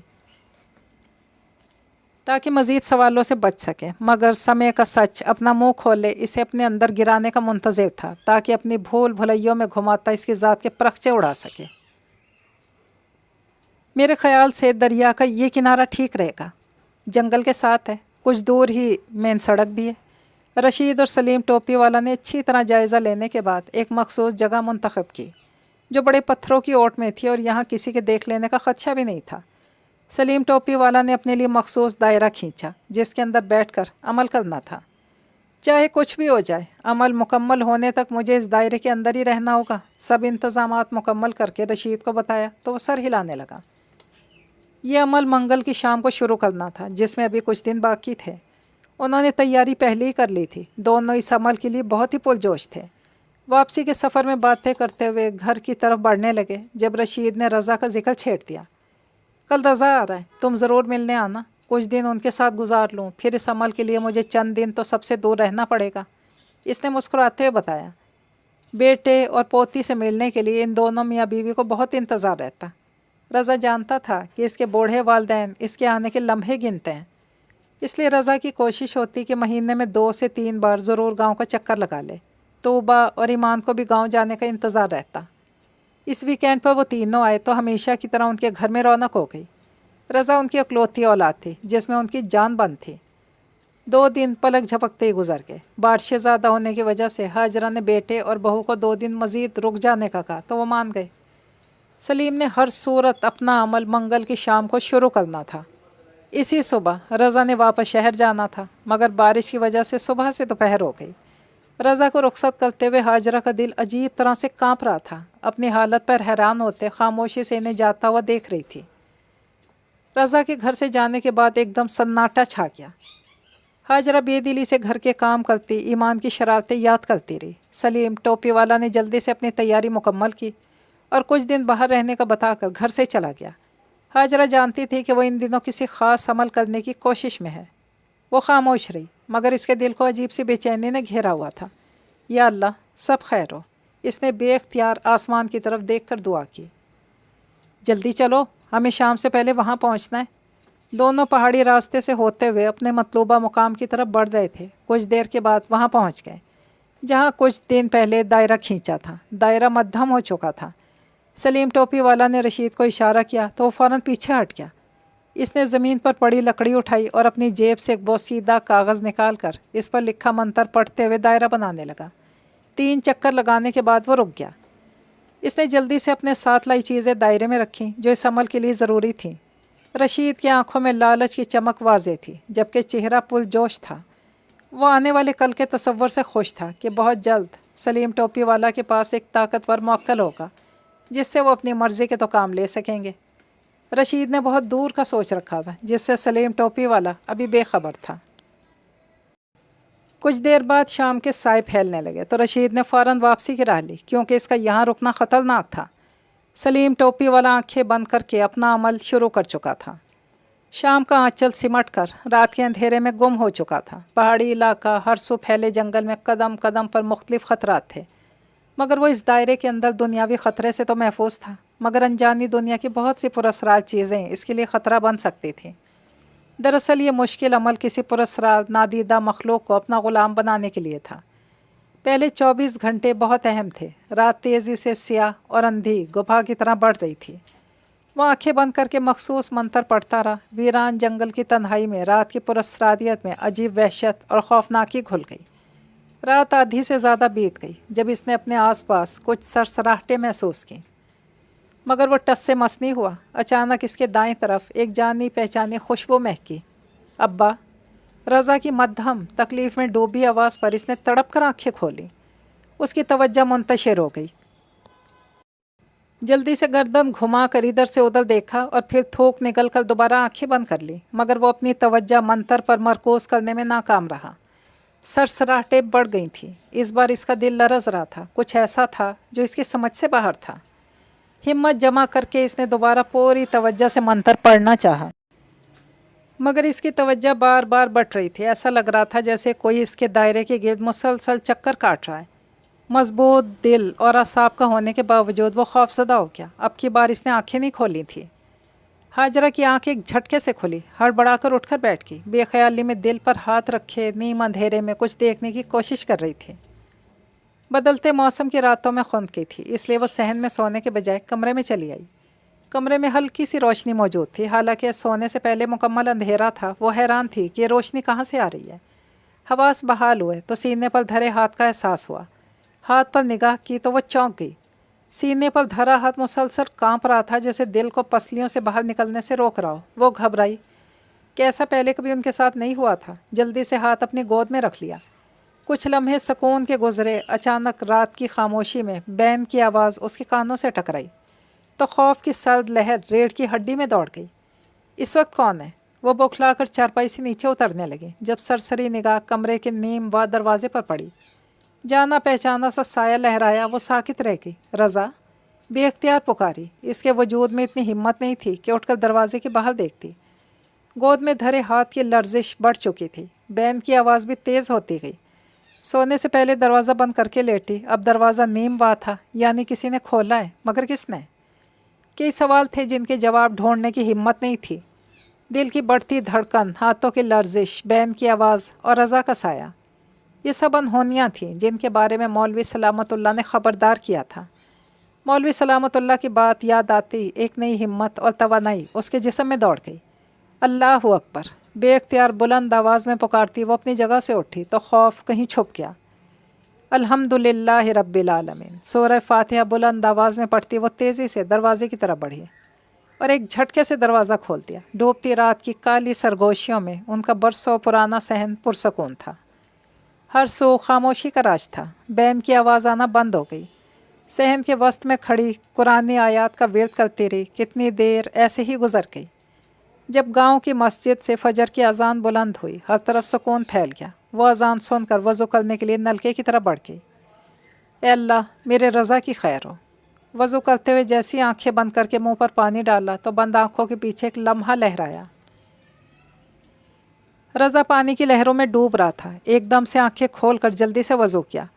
नमाज अदा करके अल्लाह के आगे दामन फैला कर बैठ गई और अपने बेटे की लंबी उम्र की दुआएं मांगने लगी। बंद आँखों के पीछे उभरने वाला मंजर वाज़ेह था। एक आम सा पहाड़ी मोड़ काटते हुए न जाने कैसे मुसाफिरों से भरी बस बेकाबू होकर बहते दरिया में गिर गई। डूबने वाले ज़िंदगी के लिए हाथ पांव मार रहे थे। चीखें थी, शोर था, बैन थे और इनमें एक जाना पहचाना चेहरा रज़ा का भी था, जो बेबसी से बाप की तरफ देख रहा था। इसने बमुश्किल पानी से हाथ बाहर निकाला और किनारे पर खड़े बाप को पुकारा। अब्बा, मेरी ईमान को बचा लें। इसकी आवाज़ में बेबसी की तड़प थी। वो बेटे की तकलीफ़ पर बेसाख्ता तड़प कर रो पड़ा। मेरा बच्चा! इसने किनारे से पुकारा, मगर पानी के तेज़ रेले ने रज़ा को मोहलत नहीं दी और अपने साथ बहा कर ले जाने लगा। इस बार सलीम टोपी वाला ख़ुद पर ज़ब्त नहीं रख सका और इसने बेसाख्ता आंखें खोल दी। तेज़ी से दाएं बाएं देखा। रुखसार पर बहते आंसू झूठे नहीं थे। अनहोनी के एहसास ने इसे लर्जा दिया। इसे मौलवी सलामतुल्लाह की तंबीह याद आई, मगर बहुत देर हो चुकी थी। रज़ा, मेरे बच्चे! बेख्तियार रब को पुकारते हुए हवास बाख्ता इधर उधर हाथ मारने लगा। एक साथ कई हैवानी कहकहे फ़ज़ा में गूंजे। वो एक झटके से अपनी जगह से उठा। रास्ते में आई हर चीज़ को ठोकर मारता वो जैसे ही दायरे से बाहर निकला, एक खौफनाक चीख उसके कान के पास गूंजी। इसने तड़प कर दोनों कानों पर हाथ रखा और बुलंद आवाज़ में कुरानी आयात का विर्द करते हुए भागने लगा। اس کے پیچھے بھاگتے قدموں کی آوازیں مدھم ہونے لگیں۔ وہ جنگل سے نکل کر سڑک پر آیا تو صبح کی روشنی پھیل گئی تھی۔ بھیگے چہرے کو آستین سے صاف کرتا خالی سڑک پر بھاگتے ہوئے اس کی نگاہ سامنے پڑی تو گھبرا گیا۔ اس سے پہلے کہ وہ کچھ سمجھتا، ٹھوکر لگتے ہی منہ کے بل زمین پہ گرا۔ کچھ دور کھڑے لوگ فوراً اس کی طرف بھاگے۔ خون کی لکیر نے ہونٹوں سے ہوتے ہوئے زبان کو چھوا۔ اس نے آستین سے منہ صاف کیا اور سر اٹھا کر سامنے دیکھا تو ساکت رہ گیا۔ کرین کی مدد سے دریا میں ڈوبی بس کو نکال لیا تھا۔ ہوا میں معلق بس دیکھ کر اسے اپنا خواب یاد آیا، یعنی کہ وہ خواب نہیں، سچ تھا، کیونکہ وہی بس تھی جو کل شام شہر جانے کے لیے چلی تھی۔ خراب موسم کی وجہ سے دیر سے سفر شروع ہوا، مگر وہ سفر ہی آخری سفر ثابت ہوا تھا۔ بے ہوش ہونے سے پہلے اس نے کئی لوگوں کی ترحم بھری نگاہیں خود پر محسوس کی تھی۔ یہ اس کے شیطانی عمل کی وہ قیمت تھی جس کی ادائی اسے اپنی نسل سے کرنی پڑے گی۔ یہی وہ تنبیہ تھی جسے سن کر اس نے انسنی کر دیا تھا۔ شیطانی عمل کے برے اثرات کے بارے میں مولوی سلامت اللہ نے خبردار کر دیا تھا، مگر رشید کی باتوں اور لالچ میں آ کر اس نے پرواہ نہیں کی تھی اور یہ بات ہاجرہ سے بھی چھپائی، ورنہ شاید وہ اسے کبھی یہ کام کرنے نہیں دیتی۔ صحن اچھی طرح رگڑ کر دھونے کے بعد وہ مطمئن ہو کر گھنے درخت کے نیچے رکھی چارپائی پر بیٹھ گئیں۔ خالی نگاہوں سے دور تک دیکھتے ہوئے وہ کچھ مہینے پہلے کے اس دن میں پہنچ گئیں جب اسی جگہ سفید کفن میں لپٹی 2 میتیں رکھی ہوئی تھیں اور وہ بار بار غش کھا کر بے ہوش ہو جاتی تھیں۔ جوان، خوبصورت اور زندگی سے بھرپور بیٹے اور بہو کی حادثاتی موت نے سب کچھ ختم کر دیا تھا۔ ایمان نہ ہوتی تو شاید ان کے اندر جینے کی تمنا ہی نہ ہوتی۔ 5 سالہ ایمان جو اس حادثے میں معجزاتی طور پر محفوظ رہی، دادی چاہے کتنے ہی لاڈ اٹھاتی ہو، والدین کی کمی نے اسے مرجھا کر رکھ دیا تھا۔ پہلے تو معصوم بچی ہر لمحہ اپنے والدین کو پکارتی، ہر جگہ ڈھونڈتی تھی۔ اس کی ضد اور مسلسل رونے پر وہ تھک جاتی۔ معصوم بچی کی تکلیف دیکھنا آسان نہیں تھا، مگر وہ بے بس تھیں۔ ہاجرہ سے بری حالت سلیم ٹوپی والا کی تھی جو اپنے پچھتاوے کے ساتھ حواس باختہ ہو کر زندگی کے دن پورے کر رہا تھا۔ اس کا حلیہ عجیب سا ہو گیا تھا، نہ اسے اپنے کھانے کی فکر تھی، نہ پہننے اوڑھنے کی۔ سارا دن کمرے میں بند خلاؤں کو گھورتا رہتا، یا پھر بے چین ہو کر گھر سے نکل کر جنگل میں پہنچ جاتا۔ جنگل کی ویرانی اندھیرے میں گھومتے ہوئے وہ پھر کبھی خوفزدہ نہیں ہوا تھا۔ اس دوران رشید نے کئی بار اس سے ملنے، بات کرنے کی کوشش کی، مگر وہ نہیں ملا۔ ہاجرہ تو اس کی شکل بھی نہیں دیکھنا چاہتی تھی، جس کے لالچ نے اس کے شوہر کو غلط راہ دکھائی تھی، ان کے ہنستے کھیلتے گھر کو برباد کر دیا تھا۔ ہاجرہ نے لمحوں میں اپنے آشیانے کے تنکے بکھرتے دیکھے تھے۔ وہ اتنی بے بس تھی کہ دوبارہ ہمت ہی نہیں کر سکی کہ بکھرے تنکے جوڑ کر نیا آشیانہ بنا سکے۔ پکی سڑک کے کنارے پاؤں گھسیٹ کر چلتے ہوئے کوئی ملنگ لگ رہا تھا۔ بکھرے بال، ابتر حلیہ، آنکھوں میں رت جگہوں کی لالی لیے ارد گرد سے بے نیاز چلتے اور ٹھٹک کر رک گیا۔ یہاں سے کچھ فاصلے پر وہ حادثہ ہوا تھا جس نے اس کی زندگی کا رخ بدل دیا تھا۔ کتنی دیر وہ گم سم کھڑا رہا۔ اچانک کسی کا مضبوط ہاتھ ہمدردی سے اس کے کندھے پر رکا تو چونک کر فوراً مڑا۔ پیچھے کھڑے شخص کو دیکھ کر وہ ساکت رہ گیا۔ اس شخص نے کوئی سوال، کوئی جواب نہیں مانگا۔ دونوں بچپن کے دوست تھے، ایک دوسرے کی رگ رگ سے واقف تھے۔ سامنے کھڑا شخص جانتا تھا کہ بات لفظوں کے مرہم سے آگے کی ہے۔ اس نے اپنے دونوں بازو پھیلائے، سلیم کے چہرے پر حیرت درائی۔ بے ساختہ اس نے اپنے گندے کپڑوں پر نگاہ ڈالی، پھر سامنے کھڑے شخص کے اجلے سفید کپڑوں کو دیکھا جو اس کے کردار اور سوچ کی طرح تھے۔ نہ چاہتے ہوئے بھی روتے ہوئے مولوی سلامت اللہ کے سینے سے لگ گیا اور دہاڑے مار کر رونے لگا۔ اس کے درد کو محسوس کرتے ہوئے مولوی سلامت اللہ کی آنکھیں بھی بھیگ گئیں۔ کتنی دیر ایسے ہی گزر گئی، وہ بس روتا رہا۔ بالآخر چپ ہوا تو ہچکیوں کے درمیان خود پر بیتی رودات سنانے لگا، جسے سن کر مولوی سلامت کو شدید تکلیف ہوئی۔ رضا اس کے بھی بچوں جیسا تھا۔ اس کی موت نے انہیں بھی دلی صدمہ پہنچا۔ سلیم ٹوپی والا سے لاکھ ناراضی سے ہی، مگر وہ رضا کے بارے میں سن کر رک نہیں سکا۔ یہ سب میری وجہ سے ہوا ہے، ان شیطانی طاقتوں نے مجھ سے میرا بیٹا چھین لیا۔ وہ اس پچھتاوے کے ساتھ جینا نہیں چاہتا تھا۔ رضا نے ایسے ہی جانا تھا۔ خود کو الزام دینا بند کرو، ایمان کی فکر کرو۔ رضا نے تم سے یہی کہا تھا نا؟ مولوی سلامت اللہ نے کہا تو وہ سر ہلانے لگا۔ کافی دیر وہ دونوں اسی جگہ بیٹھ کر باتیں کرتے رہے۔ شام ڈھلے سلیم ٹوپی والا گھر لوٹا تو اس میں ایک واضح بدلاؤ تھا۔ سب سے پہلے اس نے نہا کر صاف کپڑے پہنے، پھر نماز پڑھنے مسجد چلا گیا۔ ہاجرہ حیران بھی تھی اور خوش بھی۔ بہت جلد اسے سلیم ٹوپی والا میں آئی تبدیلی کا سرا مل گیا جو مولوی سلامت اللہ سے ملتا تھا۔ تم آج کل مجھ سے کترا رہے ہو، وجہ جان سکتا ہوں؟ آج کئی دنوں کے بعد رشید اور سلیم ٹوپی والا کی سرِ ملاقات ہوئی تھی۔ بیٹی کی موت نے اس کی زندگی کا رخ بدل دیا تھا۔ پچھلے 6 مہینے میں وہ ایک مختلف انسان بن چکا تھا، جس کا سارا وقت اپنے رب کو راضی کرنے کی فکر میں گزرتا یا وہ ایمان کے مستقبل کے لیے سوچتا۔ رشید کو سامنے دیکھ کر اس کے تن بدن میں آگ بھڑک اٹھی۔ اس نے اپنے غصے پر قابو پانے کی کوشش کی، سر جھکا کر رخ موڑ لیا۔ دوبارہ میرے راستے میں مت آنا، سرد آواز میں کی تنبیہ رشید کو سلگا گئی۔ کیوں؟ اس مولوی نے پٹی پڑھائی ہے، کہیں وہ اس نایاب جادو کو حاصل کرنے کی خواہش تو نہیں کر رہا؟ رشید نے بے چینی سے پوچھا۔ میرے پاس کوئی جادو نہیں ہے، میں وہ سب پھینک چکا ہوں۔ دوبارہ اپنی منحوس صورت لے کر میرے سامنے مت آنا، تمہارے لالچ کی وجہ سے آج میرا بیٹا مجھ سے دور ہے۔ غصے میں کہتے ہو ضبط کھو بیٹھا تھا۔ میرے لالچ نے نہیں، تمہاری حماقت نے دن دکھایا۔ کس نے کہا تھا کہ حصار توڑ دو؟ کچھ تو سزا ملنی تھی نا؟ رشید نے جلتی پر تیل چھڑکتے ہوئے کہا۔ سلیم ٹوپی والا کا چہرہ سرخ ہو گیا۔ رشید طنزیہ مسکراہٹ چہرے پر سجائے وہاں سے چلا گیا۔ اس کے جانے کے بعد بے دم ہو کر زمین پر بیٹھ گیا اور بے آواز رونے لگا۔ کچھ دیر ایسے ہی گزر گئی۔ جب اسے لگا کہ اس کے ساتھ کوئی اور بھی رو رہا ہے، وہ چونکا۔ اس نے سر اٹھا کر دیکھا تو گھنی جھاڑیوں میں کسی کا ہیبلا نظر آیا۔ کون ہے وہاں؟ وہ جلدی سے اپنی جگہ سے اٹھا۔ یہ گاؤں کا ویران حصہ تھا جس سے گزر کر وہ گھر جاتا۔ شام گہری ہوتے ہی ہر طرف سناٹے کا راج تھا، مگر کسی کے رونے کی آواز واضح تھی۔ وہ آہستہ سے قدم اٹھاتا گھنی جھاڑیوں کی طرف بڑھا۔ اچانک جھاڑیوں میں سرسراہٹ ہوئی۔ اس کے پاؤں زمین پر جم گئے، جبکہ دل کی دھڑکن بڑھ گئی تھی۔ کچھ دیر مسلسل جھاڑیاں ہلتی رہیں، رونے کی آواز بند ہو چکی تھی۔ اچانک جھاڑیوں میں سے کسی چیز نے اس پر چھلانگ لگائی۔ وہ اس کے لیے تیار نہیں تھا، اس لیے ایک دم گھبرا کر پیچھے ہٹا اور بے ساختہ چیخ ماری۔ وہ چیز اس کے پاس سے بجلی کی تیزی سے گزر کر کچھ دور جا کر رک گئی۔ سلیم ٹوپی والا نے اس کا چہرہ دیکھا تو اس کا رنگ فک ہو گیا۔ ایمان! 5 سالہ ایمان نے شیطانی قہقہہ لگایا اور ایک دم فضا میں چھلانگ لگا کر غائب ہو گئی۔ وہ ہکا بکا کھڑا رہ گیا۔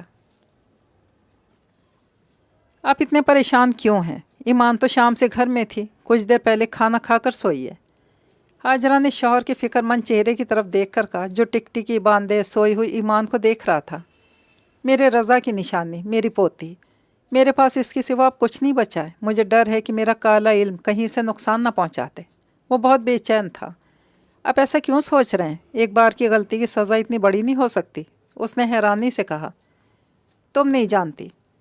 ایسا سمجھ لو کہ میں نے جان بوجھ کر کسی کے گھر میں گھسنے کی کوشش کی، اس پر قبضہ کرنا چاہا۔ تم خود سوچو سامنے والے کا رد عمل کیا ہوگا؟ تھکے لہجے میں کہتے ہوئے اپنی جگہ سے اٹھ کر کھڑا ہوا۔ اللہ کے پاک کلام میں بہت طاقت ہے، ہم اسی سے مدد مانگیں گے۔ اس کے لہجے میں یقین تھا۔ اس نے سر ہلایا۔ تم بچی پر قرآنی صورتیں پڑھ کر دم کرتی رہا کرو۔ میں مولوی سلامت اللہ سے بات کرتا ہوں، وہ اللہ کا نیک بندہ ہے، اس کی دعا میں بہت اثر ہے۔ وہ خود کلامی کرتا کمرے سے باہر چلا گیا۔ ہاجرہ نے جلدی سے دوپٹہ نماز کی طرح سر پر لپیٹ لیا اور زبانی یاد کی ہوئی صورتیں پڑھ کر دم کرنے لگی۔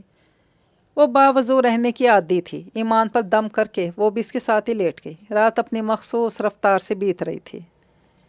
کاش دل پر ٹھہری جدائی کی راتیں بھی کبھی بیت جائیں کہ یہ آنسو بند آنکھوں سے نکل کر تکیے میں جذب ہونے لگے، مگر وہ پرسکون لیٹی رہی۔ رب سے شکوہ نہیں تھا، مگر اولاد کی جدائی دل پر کون چھری کی طرح تھی۔ آج میں تمہارے پاس بہت امید لے کر آیا ہوں، سلیم ٹوپی والا کہتے ہوئے اس کے سامنے بیٹھ گیا۔ اس کے ہاتھ میں نیلے رنگ کی فائل تھی۔ ہاں کہو، مولوی سلامت اللہ نے حیرانی سے پوچھا۔ اس نے فائل آگے بڑھائی۔ یہ کیا ہے؟ وہ حیران تھا۔ وہی جس کے لالچ نے مجھ سے میرا بیٹا چھین لیا۔ اس کی آواز میں پچھتاوا تھا۔ وہ سمجھ کر سر ہلانے لگا۔ میں سمجھ سکتا ہوں، انہیں پاس رکھنا ہمیشہ ہمیں تکلیف دے گا۔ مولوی سلامت اللہ نے ساری بات سننے کے بعد سر ہلایا۔ مجھے ایمان کی بہت فکر ہے، میری بچی کو کچھ نہ ہو۔ وہ بہت پریشان تھا۔ دونوں فجر کی نماز کے بعد مسجد کے صحن میں بیٹھے ہوئے تھے۔ سلیم ٹوپی والا نے ساری رات جاگ کر گزاری تھی۔ اگر ایمان کی سلامتی چاہتے ہو تو ان چیزوں کو گھر سے نکال دو، ورنہ ساری زندگی ان کا برا سایہ ایمان پر پڑتا رہے گا۔ میں کیا کروں؟ وہ تذبذب کا شکار تھا۔ انہیں دریا بولد کر دو۔ پانی بہت بڑی قوت کا مالک ہے، وہ اپنے بہاؤ میں چلتا کسی چیز کی پرواہ نہیں کرتا۔ پانی ہی برائی کی اس آگ کو بجھا سکتا ہے۔ واضح کوئی جواب نہ دیتے ہوئے بہت کچھ سمجھا چکے تھے۔ اس نے سر ہلایا۔ جب وہاں سے اٹھا تو وہ سوچ چکا تھا کہ اسے آگے کیا کرنا ہے۔ وہ معمول کا دن تھا، بازار میں خرید و فروخت جاری تھی۔ سلیم ٹوپی والا اپنے دھیان میں سبزی کا تھیلا اٹھائے آگے بڑھ رہا تھا جب اچانک رک گیا۔ رشید آج بھی اس کا راستہ روک کے کھڑا تھا، اس بار اس کے چہرے پر ندامت تھی۔ میں جانتا ہوں تم مجھ سے ناراض ہو، میری غلطی بہت بڑی ہے، مگر دوست، تمہاری طرح میں بھی راہ سے بھٹک گیا تھا، اگر تم خود کو معاف کر سکتے ہو تو مجھے کیوں نہیں؟ رشید کہتے ہوئے اس کے گلے لگ گیا۔ وہ بے حس کھڑا رہا، پھر اس کے وجود میں حرکت ہوئی۔ اس نے نرمی سے روتے ہوئے رشید کے کندھے پر ہاتھ رکھ کر تسلی دی۔ آؤ چائے پیتے ہیں۔ دونوں مسکرا کر ایک دوسرے کی طرف دیکھے، چائے کے کھوکے کی طرف بڑھ کے۔ آج دونوں کافی دنوں کے بعد پہلے کی طرح ملے تھے۔ وہاں بیٹھے کئی گھنٹے گزر گئے جب سلیم ٹوپی والوں کو گھر کا خیال آیا۔ کھانے پر میرا انتظار ہو رہا ہوگا، تم ہفتے کو مجھے دریا کنارے ملنا، ہم دونوں مل کر یہ کام سر انجام دیں گے۔ اس نے اٹھتے ہوئے یاد کروایا تو رشید نے بمشکل سر ہلایا، ہاتھ ہلاتا چلا گیا۔ اس کے جاتے ہی رشید کے چہرے پر سختی چھا گئی۔ ایک بار وہ نایاب جادو میرے ہاتھ لگ جائے۔ اس کے شیطانی ذہن نے منصوبہ بنایا، اسے اب شدت سے ہفتے کا انتظار تھا۔ میں اپنے اور جادو کے درمیان آنے والی ہر چیز کو ختم کر دوں گا۔ اس کا ذہن سوچنے سمجھنے کی ہر صلاحیت سے محروم ہو گیا تھا، جیسے کسی شیطانی طاقت کے زیر اثر ہو۔ آپ کو رشید پر بھروسہ نہیں کرنا چاہیے، ہاجرہ نے ساری بات سننے کے بعد ناگواری سے کہا۔ دونوں رات سونے سے پہلے صحن میں بیٹھے باتیں کر رہے تھے، ایمان سو چکی تھی۔ میں جانتا ہوں رشید کی نیت ٹھیک نہیں، مگر وہ کہتے ہوئے رک گیا۔ مگر کیا؟ اس شخص سے رابطہ مت رکھیں، وہ اپنی بات پر قائم تھی۔ کچھ دیر دونوں کے درمیان خاموشی چھائی رہی۔ میں اپنی زندگی میں ان عملیات سے جان چھڑانا چاہتا ہوں۔ اس کی مدھم آواز میں خوف تھا۔ وہ چونک گئی۔ کیا مطلب؟ ہمیں کیا نقصان ہوگا ان کاغذ کے ٹکڑوں سے؟ وہ حیران تھی۔ کیا تمہیں ابھی بھی اندازہ نہیں ہوا کہ ان معمولی کاغذات میں کیا قید تھا جو میری حماقت سے آزاد ہو گیا ہے؟ وہ جھنجلایا، مگر وہ اب بھی ناسمجھی سے دیکھ رہی تھی۔ میں یہ سب اسے دے دوں گا جسے اس کی خواہش ہے۔ اچانک وہ بولا۔ رشید بھائی کو؟ وہ اچھل پڑی۔ ہاں، اسی لیے میں نے اسے دریا کنارے ملنے بلایا۔ مولوی سلامت اللہ نے کہا ہے کہ ایمان پر اس کا اثر پڑتا رہے گا، اس لیے میں ان سب کو دریا برد کر دوں، ورنہ میرے بعد یہ میرے گھر والوں کی ملکیت رہیں گے، مگر میں انہیں رشید کو دے دوں گا تاکہ میری طرح وہ بھی اس کے کالے اثرات سے نہ بچ سکے۔ یہی میرا انتقام ہے۔ اس کے لہجے میں نفرت تھی۔ ہاجرہ اندھیرے میں آنکھیں پھاڑی اس کا چہرہ دیکھنے کی کوشش کر رہی تھی۔ اسے یقین نہیں آ رہا تھا کہ اس کا شوہر بول رہا تھا۔ اتنی نفرت! کتنی دیر وہ گم سم رہی۔ وہ کروٹ بدل کر سو گیا یا سونے کا بہانہ کرنے لگا، وہ نہیں جانتی تھی۔ وہ خاموشی سے اٹھ کر ایمان کے پاس آ کر لیٹ گئی۔ آج کی رات ان دونوں کے لیے بہت ہی لمبی تھی۔ مولوی سلامت اللہ کو فرصت ملی تو سلیم ٹوپی والا سے ملنے چل پڑا۔ اپنی سوچوں میں گم تیز تیز قدم اٹھاتے وہ جیسی پہاڑی راستے پر پہنچے تو ٹھٹک کر رک گئے۔ انہوں نے دور سے ان دونوں کو آتا دیکھ لیا تھا۔ رشید؟ وہ حیران تھے، آج وہ دونوں ساتھ کیسے ہیں؟ جبکہ سلیم تو اسے اپنے بیٹے کی موت کا ذمہ دار سمجھتا تھا۔ الجھے ذہن کے ساتھ وہ فوراً سڑک کنارے لگے درختوں کی اوٹ میں چھپ گئے، جہاں سے وہ دونوں واضح نظر آ رہے تھے۔ وہ اپنی سوچوں میں گم تھے جب اچانک چونک گیا۔ ان کی نگاہ اسی فائل پر پڑی جو کچھ دن پہلے وہ اس کے پاس لایا تھا۔ سلیم نے وہ فائل رشید کو تھمائی، جس کے چہرے پر خوشی تھی۔ یہ دیکھ کر مولوی سلامت اللہ کا چہرہ سرخ ہو گیا۔ وہ تیزی سے واپس مڑ گئے۔ سلیم نے وعدہ خلافی کی ہے، بڑبڑاتے ہوئے اپنے راستے پر چلتے ہوئے عہد کر چکے تھے کہ دوبارہ اس سے کوئی تعلق نہیں رکھیں گے۔ ایمان، کیا کر رہی ہو؟ ہاجرہ کمرے میں داخل ہوئے تو لکڑی کی الماری کے پاس کھڑی ایمان کو دیکھ کر چونک گئی، جس کے پاؤں کے پاس کچھ کاغذ گرے ہوئے تھے۔ بے دھیانی میں آگے بڑھی جب چونک گئی۔ یہ تو ان کاغذات کو وہ اچھی طرح پہچانتی تھی۔ یہ نیلی فائل کی ملکیت تھے۔ فائل تو وہ لے گئے ہیں۔ پھر بڑبڑاتی ہوئی کاغذ جمع کرنے لگی۔ یہ میرے دوست نے دیے، ایمان معصومیت سے کہنے لگی۔ بے دھیانی میں کاغذ چنتی وہ چونک گئی۔ دوست؟ الجھن بھرے انداز میں اس کا معصوم چہرہ تکنے لگی۔ اس بات میں سر ہلا کر ایک طرف دیکھ کر مسکرانے لگی۔ ہاجرہ کو عجیب سا احساس ہوا۔ اپنے کمرے میں پہلی بار عجیب سا خوف محسوس کر کے اپنی جگہ سے اٹھ کر کھڑی ہو گئی۔ آؤ میرے ساتھ۔ جلدی سے کاغذ سنبھال کر سرخ فائل کے اندر رکھے اور اس کا ہاتھ تھام کر کمرے سے باہر نکلنے لگی۔ جب نگاہ بے ساختہ ایمان پر پڑی جو ہاتھ ہلا کر کسی کو خدا حافظ کہہ رہی تھی، نگاہ نے اس کونے تک سفر کیا جہاں ایمان کا رخ تھا۔ بس ایک پل تھا، کوئی سایہ لہرایا اور گم ہو گیا۔ خوف کی سرد لہر ان کے جسم میں دوڑی۔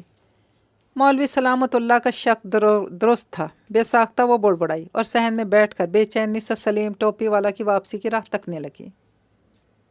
سلیم کی آنکھیں حیرت سے پھٹی کی پھٹی رہ گئیں. اسے امید نہیں تھی کہ اس کے ساتھ ایسا بھی ہو سکتا ہے. وہ اپنی طرف سے تو چال چلتے ہوئے ایسا جال بن رہا تھا جس میں رشید ساری زندگی کے لیے پھنس جائے، مگر بازی پلٹ چکی تھی. اس نیلی فائل میں ایمان کی بنائی کچھ بے ترتیب سی ڈرائنگ تھیں، جنہیں دیکھ کر رشید کا چہرہ پہلے سرخ پھر نفرت سے نیلا پڑ گیا. تو مجھے بیوقوف سمجھتے ہو؟ وہ غرایا. سلیم ٹوپی والا چونکا. اس نے حیرت سے رشید کی طرف دیکھا، جیسے اس طرز تخاطب کی امید نہیں تھی. یہ تم کس لہجے میں بات کر رہے ہو؟ ناگواری سے کہہ کر موڑنے لگا. تم اسی قابل ہو. اچانک زور کا دھکا لگا اور سنبھلنے کی کوشش میں لڑکھڑاتا تیز بہتے پانی میں گر گیا. اس کی پھٹی آنکھوں میں حیرت جم گئی تھی، نہ جانے موت کو سامنے دیکھ کر، یہ کئی سال آستین میں پلتے دوست کی اصلیت جان کر. دھپ کی آواز کے ساتھ اس کا زندہ وجود پانی کی بے رحم موجوں کی ٹھوکروں پر اچھلتا سنگلاخ پتھر سے ٹکرایا تھا. رشید نے نفرت سے زمین پہ تھوکا اور ادھر ادھر دیکھتا تیزی سے دوسری سمت میں بھاگ گیا. وہ سمجھا تھا دوپہر کی بھید بھری خاموشی نے اس کے راز پر پردہ ڈال دیا، مگر یہ نہیں جانتا تھا کہ کوئی تیسرا بھی وہاں موجود تھا جو ان شیطانی عملیات کو حاصل کرنے آیا تھا، جس نے سلیم ٹوپی والا کی زندگی چھین لی تھی. بیٹے کے بعد شوہر کی جدائی نے ہاجرہ کو توڑ کر رکھ دیا تھا. اس کے سر سے دو مضبوط سائبان ایک دم چھن گئے. صبر کی چادر تلے بیوگی کے دن گزارنے والی ہاجرہ ایک دم سنجیدہ اور سب سے بیزار رہنے لگی. اس کی عدت ختم ہوئی تو زندگی کا بوجھ اٹھانے کے لیے میدان میں آنا پڑا. گھر میں پالے جانوروں کا ہونا اس کے لیے بہت فائدہ مند ثابت ہوا. اس نے بکری اور گائے کا دودھ بیچنا شروع کر دیا. اس کے ساتھ ساتھ مرغیوں کے انڈے بھی بیچ دیتی. اس سے ان دونوں کا گزارا ہونے لگا. ایمان کی تعلیم کی ذمہ داری سب سے بڑی تھی، جسے وہ ہر حال میں پورا کرنا چاہتی تھی. عدت ختم ہوتے ہی رشید اور اس کی بیوی افسوس کرنے آئے تو اس نے دروازے سے واپس بھیج دیا. مولوی سلامت اللہ کی بیوی کلثوم نے بھی فون کر کے آنے کی اجازت چاہی، مگر وہ کسی سے نہیں ملنا چاہتی تھی. وہ مولوی سلامت اللہ سے بھی خفا تھی. سلیم ٹوپی والا کی موت معمہ بن چکی تھی. سب کا خیال تھا کہ بیٹے کی جدائی میں اس نے خودکشی کر لی یا حواس باختگی میں دریا میں جا گرا. جتنے منہ اتنی باتیں، مگر ہاجرہ کا دل کہتا تھا کہ سب کچھ ویسا ہرگز نہیں جیسا نظر آتا ہے. کچھ ایسا ہے جو سامنے ہوتے ہوئے بھی پوشیدہ ہے، بالکل اس کے گھر میں نظر آنے والے انجانے سائی کی طرح. لڑک پن کے سب کھیل سپنوں کے آنگن میں رہ گئے. عمر نے کی منزلیں طے کر لی. ایمان 19 سال کی خوبصورت اور شوخ لڑکی تھی جس کی ہنسی اس کی طرح خوبصورت تھی. اس کی آنکھیں پہاڑوں کے حسن سے جگمگاتی اور لب کسی جنگلی پھول کی طرح کھلے رہتے. وہ من موجی اور منہ پھٹ تھی، کسی سے نہ ڈرنے والی، جذباتی اور کسی حد تک بے خوف اور بے وقوف بھی تھی. اس کے بچپن سے زیادہ فکریں ہاجرہ بی بی کو اب رہتی تھیں، خاص کر اس کی شادی کو لے کر. ایمان نے ایف اے پرائیویٹ طور پر کیا، آج کل بی اے کی تیاری کر رہی تھی. جب پہلی بار اسے ٹیوشن پڑھنے کی ضرورت پیش آئی تبھی انہوں نے راضیہ سے بات کی، جس کا کزن ان دنوں ایم اے کر کے اسی علاقے کے بوائز اسکول میں تعینات ہوا تھا. راضیہ نے بخوشی یہ ذمہ داری اپنے سر لے لی اور جلد ہی ابراہیم سے بات کر کے کچھ دیر ایمان کو پڑھانے کے لیے راضی کر لیا. ابراہیم نے ہر شام ان کے گھر آنا تھا. ہاجرہ بی بی کو پہلی ملاقات میں وہ بہت اچھا لگا تھا. سنجیدہ مزاج کا لڑکا تھا جو نگاہیں جھکا کر بات کرتا. ایمان سے بنیادی سوالات پوچھتے ہوئے اس کا انداز ایسا تھا جیسے وہ اسکول کی طالبہ ہو. ہاجرہ بی بی بہت مطمئن تھی، جبکہ ایمان کو اس کا انداز سخت لگتا، مگر اس نے شکر کیا کہ ایک اچھا استاد تو مل گیا ہے. ابراہیم کی خاص توجہ اور محنت سے ایمان نے امتحان بہت اچھے نمبروں سے پاس کر لیا. تبھی ایک دن ابراہیم کی ماں عبدہ اچانک ایمان کا رشتہ لینے پہنچ گئی. ہاجرہ بی بی کے خوشی سے ہاتھ پاؤں ہی پھول گئے. ایمان کی گردن تن گئی کہ کوئی اسے محبت اور چاہت سے اپنے جیون کا حصہ بنانا چاہتا ہے. وہ کئی خواب اور خواہش کے ڈور تھامے ابراہیم کے سنگ رخصت ہو کر شہر چلی گئی، جہاں ان کا اپنا ذاتی گھر تھا. ایمان کی زندگی کا نیا سفر بہت عام سے انداز میں شروع ہوا تھا. تمہارے پاس گھڑی ہے؟ درست لہجے اور کرخت چہرے والی درمیانی عمر کی عورت نے ڈلیوری بوائے کو گھورا جو گھبرایا ہوا کھڑا تھا. اس نے جلدی سے سر ہلاتے ہوئے اپنی کلائی دکھائی جس میں پرانی گھڑی بندھی ہوئی تھی. پورے 5 منٹ لیٹ ہو، یہ آرڈر واپس لے جاؤ. خاتون نے غصے سے کہا اور اس کے کچھ کہنے سے پہلے دروازہ زور سے بند کر دیا. وہ پریشان کھڑا رہا. ڈرتے ڈرتے گھنٹی پر ہاتھ رکھا، شاید اندر سے بٹن آف کر دیا گیا تھا. گھنٹی کی آواز نہیں سنائی تھی. اسی لائن میں بنے تیسرے گھر سے کسی نے جھانک کر دیکھا تھا. وہ تھکے قدموں سے واپس پلٹا. اس کی پرانی بائک نے دغا نہ دی ہوتی تو یہ 5 منٹ کی دیر بھی نہیں ہوتی. آرڈر لے جانے کا مطلب وہ اچھی طرح جانتا تھا۔ اس کی معمولی تنخواہ میں سے کٹوتی تو ہونی تھی، مگر جو بے عزتی سب کے سامنے ہوتی اس کا سامنا کرنے کی ہمت نہیں تھی۔ وہ سر جھکائے اپنی بائک کے پاس کھڑا کچھ سوچ رہا تھا۔ کاش کوئی جادو ہو جائے، یہ کھانا کوئی خرید لے، ورنہ انہی سوچوں میں گم تھا جب مترنم سی مدھم آواز میں کسی نے اسے پکارا۔ وہ چونکا، سر گھما کر دیکھا تو اسی تیسرے گھر کے کھلے دروازے کے پیچھے سے ایک لڑکی کی جھلک نظر آئی، اشارے سے پاس بلا رہی تھی۔ حیران ہوتا آگے بڑھا، سنو، یہ لو 800 کھانے کے اور 200 تم رکھ لینا۔ لڑکی نے جلدی سے باہر آ کر 1000 کا نوٹ اس کی طرف بڑھایا۔ وہ چونک گیا۔ لڑکی مسکرائی، میں تمہیں کافی دیر سے ان خاتون کے دروازے پر کھڑا منتیں کرتے دیکھ رہی تھی۔ آج میں نے کچھ نہیں پکایا، اچھا یہ کھانا میرے کام آ جائے گا۔ جلدی سے پیسے پکڑو، میری ساس کے اٹھنے کا ٹائم ہو گیا ہے۔ لڑکی نے مسکرا کر کہا اور اس کا جواب سنے بغیر پیکٹ جھپٹ کر پکڑ لیا۔ ہکا بکا اسے دیکھ رہا تھا۔ لڑکی نے اس کے پیچھے آنے والے مرد کو دیکھا، فوراً واپس مڑی۔ وہ بھی غائب دماغی سے واپس جانے لگا۔ جب آفس سے واپس آتے ابراہیم نے بے ساختہ پکارا، ایمان، دادی اماں کا خط نہیں لوگی؟ اس کے پکارنے پر اندر جاتی ایمان تیزی سے واپس آئی اور خوشی سے پاس آ کر خط مانگنے لگی۔ ڈلیوری بوائے کے قدم سست ہو گئے۔ ابراہیم اس کے پاس سے گزرا جب بے دھیانی میں ٹکرا گیا۔ اس کے ہاتھ سے خط سمیت دوسری چیزیں بھی گر گئیں۔ اس نے جلدی سے جھک کر چیزیں اٹھائیں جب خط بھیجنے والے کے پتے کو دیکھ کر ٹھٹک گیا۔ یہ علاقہ اس کا جاننا پہچاننا تھا۔ اس وقت ابراہیم چیزیں تھامے اور ایمان سے باتیں کرتا گھر کے اندر چلا گیا۔ ڈلیوری بوائے نے گردن گھما کر بند دروازے کی طرف دیکھا اور بے ساختہ مسکرا دیا۔ بالآخر کئی سالوں کے بعد مجھے اس جادو کو پانے کا راستہ مل ہی گیا۔ اس کی آنکھوں میں شاطرانہ چمک تھی۔ وہ سیٹی بجاتا ہوا اپنی بائک کی طرف بڑھ گیا۔ اس گاؤں کے پاشا سے یہاں تک کہ پاشا نے بہت مشکل سفر طے کیا تھا، جس میں سوائے ناکامیوں کے کچھ نہیں تھا۔ اب اسے اپنا راستہ مل گیا تھا۔ اس بار تو میں ہار نہیں مانوں گا۔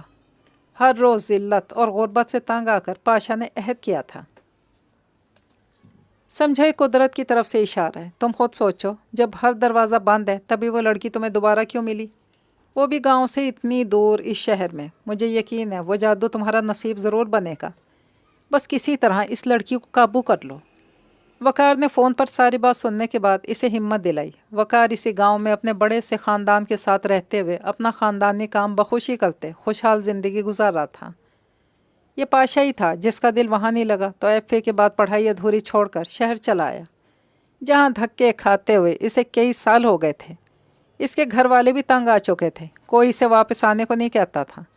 رشید بہت بیمار رہتا تھا، اس کا سارا وقت چارپائی پر لیٹے کھانستے گزرتا۔ پاشا اپنے سب بہن بھائیوں سے الگ تھا، آج بھی سب سے الگ ہی ٹھوکریں کھاتا اپنے خوابوں کے پیچھے اندھا دھند بھاگ رہا تھا۔ مگر ہو سکتا ہے کہ ایمان کے پاس وہ سب چیزیں نہ ہوں، اس کی دادی نے سنبھال کر رکھی ہوں۔ وہ پریشان تھا۔ کب تک؟ سنا ہے کہ ہاجرہ بی بی بہت بیمار رہتی ہیں، اکثر حکیم صاحب کے پاس انہیں دیکھا ہے۔ میرا خیال ہے کہ وہ ایمان کو سب کچھ سونپ چکی ہیں۔ وقار کے حوصلہ دلانے پر اس کی ہمت بن گئی۔ وہ ایمان تک پہنچنے، اس کا اعتماد حاصل کرنے کے مختلف طریقے سوچنے لگا۔ مسلسل کچھ دن غیر محسوس انداز میں اس کے گھر کی ریکھی کرتا رہا، جس سے وہ گھر کے افراد اور ان کی روٹین سے واقف ہو گیا۔ ابراہیم کی غیر موجودگی میں وہ گھر میں نقب لگا سکتا تھا۔ وہ بہت چالاکی سے ایمان کے لیے جال بن رہا تھا۔ رات کا آخری پہر تھا۔ تہجد کی نماز پڑھ کر ہاجرہ بی بی کی آنکھ جائے نماز پر بیٹھے ہی لگ گئی۔ خواب کا منظر روشن ہوا تو چونک گئی۔ آج بھی خواب کسی کالی پرچھائی کا تھا جو ایمان کے ارد گرد مسلسل چکر لگا رہی تھی، مگر ایمان کے گرد بنا نور کے حالے کی وجہ سے وہ پاس نہیں آ پاتی۔ کالی پرچھائی کو دیکھتی ہاجرہ بی بی نے اونچی زبان میں سورہ فاتحہ پڑھنا شروع کر دی۔ جیسے جیسے وہ پڑھتی گئیں، ایمان کے گرد بنے نور کے حالے کی روشنی تیز سے تیز تر ہوتی گئی، جس کی وجہ سے کالی پرچھائی دور بھاگ جاتی۔ کافی دیر یہ آنکھ مچولی جاری رہی۔ جب فجر کی اذان سنتے ہی اس کی آنکھ لگ گئی اور پھر ایک دم سے آنکھ کھلی۔ گہری سانس لے کر اپنے خواب کے بارے میں سوچتے ہوئے وضو کرنے چل پڑیں۔ انہیں یاد ہے یہ خواب ایمان کی بڑھتی عمر کے ساتھ ساتھ ان کی نیند کا حصہ بنا تھا، مگر پچھلے کچھ دنوں سے مسلسل آ رہا تھا، جس کی وجہ سے کچھ پریشان تھیں۔ اللہ میری بچی کی حفاظت فرمانا۔ ایمان کے لیے دعا مانگتے ہوئے ارد گرد سے یکسر بے خبر ہو جاتی تھیں۔ ایسی سچی دعا پر آسمان سے کن کیوں نہ اترتا۔ بی جان، اب تھک جائیں گی، اب گھر چلتے ہیں۔ ایمان اپنی ساس کے ساتھ قریبی بازار کو ضروری خریداری کرنے آئی تھی۔ اجنبی شہر کی وجہ سے بی جان اسے اکیلا باہر نہیں جانے دیتی تھی۔ ابراہیم کی مصروفیت کی وجہ سے بی جان کو اس کے ساتھ بازار آنا پڑا، مگر گرمی رش کی وجہ سے ان کی طبیعت خراب ہو گئی، چکرا کر گرنے ہی لگی تھی جب دو مہربان ہاتھوں نے تھام کر پاس رکھی کرسی پر بٹھایا اور جلدی سے ان کے لیے ٹھنڈی بوتل لے آیا۔ ایمان پہلے گھبرا گئی، اس لڑکے کو دیکھتے ہی چونک گئی۔ لڑکا بھی اس کی طرف دیکھ کر مسکرایا۔ ایمان کے چہرے پر الجھن دیکھ کر سر جھکا کر اپنا تعارف کروایا تو سر ہلانے لگی۔ اسی لیے سوچ رہی تھی کہ آپ کا چہرہ کچھ جانا پہچانا کیوں لگ رہا ہے۔ لاپرواہی سے کہہ کر بی جان کی طرف متوجہ ہوئی جن کی حالت اب بہتر تھی۔ میں ٹیکسی روکتا ہوں، جلدی سے کہہ کر سامنے بڑھ گیا۔ کچھ دیر کے بعد ٹیکسی لے آیا، وہ دونوں اس میں بیٹھ گئیں۔ جب ایمان کو اچانک یاد آیا، میں نے تو دوپٹہ رنگنے دیا تھا، فکر مند ہو کر گاڑی سے نیچے اترنے لگی۔ آپ مجھے بتا دیجئے، میں گھر پہنچا دوں گا۔ اماں جی کی طبیعت ٹھیک نہیں لگ رہی، اتنی گرمی میں انتظار کیسے کریں گی؟ پاشا پوری تیاری کے ساتھ آیا تھا۔ ایمان نے جلدی سے ساری تفصیل بتا کر سامنے والی دکان کی طرف اشارہ کیا۔ پاشا نے کارڈ پکڑ لیا۔ ان کے جانے کے بعد مسکراتا ہوا مطلوبہ دکان کی طرف بڑھ گیا۔ اوئے موٹے، جلدی سے دوپٹہ دے، اس نے بدتمیزی سے پکارتے ہوئے لہجے کو باروب بنایا۔ دکاندار نے منہ بنا کر اس کی طرف دیکھا، ایک طرف شاپر میں رکھا رنگا ہوا دوپٹہ اٹھا کر اس کی طرف بڑھا دیا۔ پاشا نے جلدی سے شاپر تھاما، واپسی کے لیے موڑا۔ پیسے تیرا باپ دے گا۔ دکاندار کی تلخ آواز پر وہ تیزی سے پلٹا، مگر اس کے آس پاس مددگار لڑکے دیکھ کر رک گیا، ورنہ ایک مکہ تو ضرور ہی جڑ دیتا۔ جلدی سے سب جیبیں ٹٹول کر مطلوبہ رقم اسے تھمائی۔ جس کے چہرے پر طنزیہ مسکراہٹ تھی، اس کی حالت دیکھ کر سر جھکائے وہ آگے بڑھ گیا۔ کبھی میرے دن بھی بدلیں گے، اس نے ہمیشہ کی طرح سوچا تھا۔ پاشا نے بہت جلدی ان کے گھر میں اپنی جگہ بنا لی تھی۔ ایک دو بار ابراہیم سے بھی اس کی سرسری سی ملاقات ہوئی۔ پاشا نے چالاکی سے بی جان کو اپنی منہ بولی ماں بنا لیا۔ بی جان نرم دل کی نیک عورت تھیں، جو اس کی چکنی چپڑی باتوں میں بآسانی آ گئی۔ پاشا بہت ادب تمیز کا مظاہرہ کرتا، ہفتے میں ایک بار ان سے ملنے آتا اور ہمیشہ ابراہیم کی غیر موجودگی میں۔ اس نے بہانے سے ایمان کا موبائل نمبر بھی لے لیا۔ پہلے پہل کسی کام کے سلسلے میں کال کرتا، پھر اکثر اپنے کسی مسئلے کے لیے۔ ایمان جذباتی لڑکی تھی جو بنا سوچے سمجھے سے ہمدردی کرتے فون پر بات کر لیتی۔ آہستہ آہستہ بی جان ایک طرف ہو گئیں اور ان دونوں کے درمیان اچھی ذہنی ہم آہنگی کا رشتہ بن گیا۔ جس دن پاشا نے اسے بتایا کہ وہ ایمان کے بچپن کا دوست ہے جسے شک کے الزام میں دادی اماں نے پورے گاؤں کے سامنے ذلیل کر دیا تھا، اس دن سے ایمان اسے خاص اہمیت دینے لگی، کیونکہ اسے ہمیشہ سے لگتا تھا کہ دادی جان نے اس کے دوست کے ساتھ برا کیا تھا۔ وہ خوش تھی کہ اسے وہ دوست واپس مل گیا جس نے اس کی تنہائی کو پہلی بار بانٹا تھا۔ پاشا کے منع کرنے کی وجہ سے ایمان نے ابراہیم سے اس کا ذکر نہیں کیا، مگر ایمان اور پاشا کی بڑھتی نزدیکیوں نے بی جان کو ٹھٹکا دیا۔ وہ ایمان کو سمجھانے کے لیے مناسب الفاظ ڈھونڈ رہی تھی جب ایک دن فالج کے اچانک ہونے والے حملے نے دنیا کی ہوش بھلا دی تھی۔ بی جان کی دوائیاں لے آیا ہوں، ابراہیم نے سنجیدگی سے کہا اور ہاتھ میں پکڑا شاپر اس کی طرف بڑھایا جو بی جان کے کمرے سے باہر نکل رہی تھی۔ ایمان نے سر ہلاتے شاپر پکڑا۔ اس سے پہلے کچھ کہتی ابراہیم تیزی سے اپنے کمرے کی طرف بڑھ گیا تاکہ فریش ہو کر بی جان کے پاس بیٹھ سکے۔ ایمان نے گہری سانس لی اور بے دلی سے دوائیاں میز پر رکھ کر کچن کی طرف بڑھ گئی۔ ابراہیم کے لیے چائے بناتے ہوئے عجیب سی سوچوں کا شکار تھی۔ اداسی سے زیادہ بوجھل دن رات مایوسی بن کر اس کے اعصاب کو کمزور بنا رہے تھے۔ زندگی نے پہلی ایک اپنا واضح جو اتنی بڑی آزمائش سر پر آ گئی۔ اس نے ماچس کی جلی تیلی کو ہاتھ میں پکڑ کر غور سے دیکھا۔ میری زندگی بھی ایسی ہے، آدھی جلی اور آدھی باقی۔ خود کلامی ہوتی مگر چائے ابل کر چولہے کو رنگ کر فرش پر گری۔ وہ تیزی سے آگے بڑھی، برنر بند کر کے فرش پر گری چائے کو دیکھا۔ ایک کپ تو ہو جائے گی۔ پین میں بچی چائے کو دیکھتے ہوئے اندازہ لگایا اور چائے کپ میں اونڈیلی۔ اندازہ درست ثابت ہوا۔ چائے کا کپ ابراہیم کو دے کر واپس کچن میں آئی اور فرش صاف کرنے لگی جب سلیب پر رکھے موبائل کے بٹن بجنے لگا۔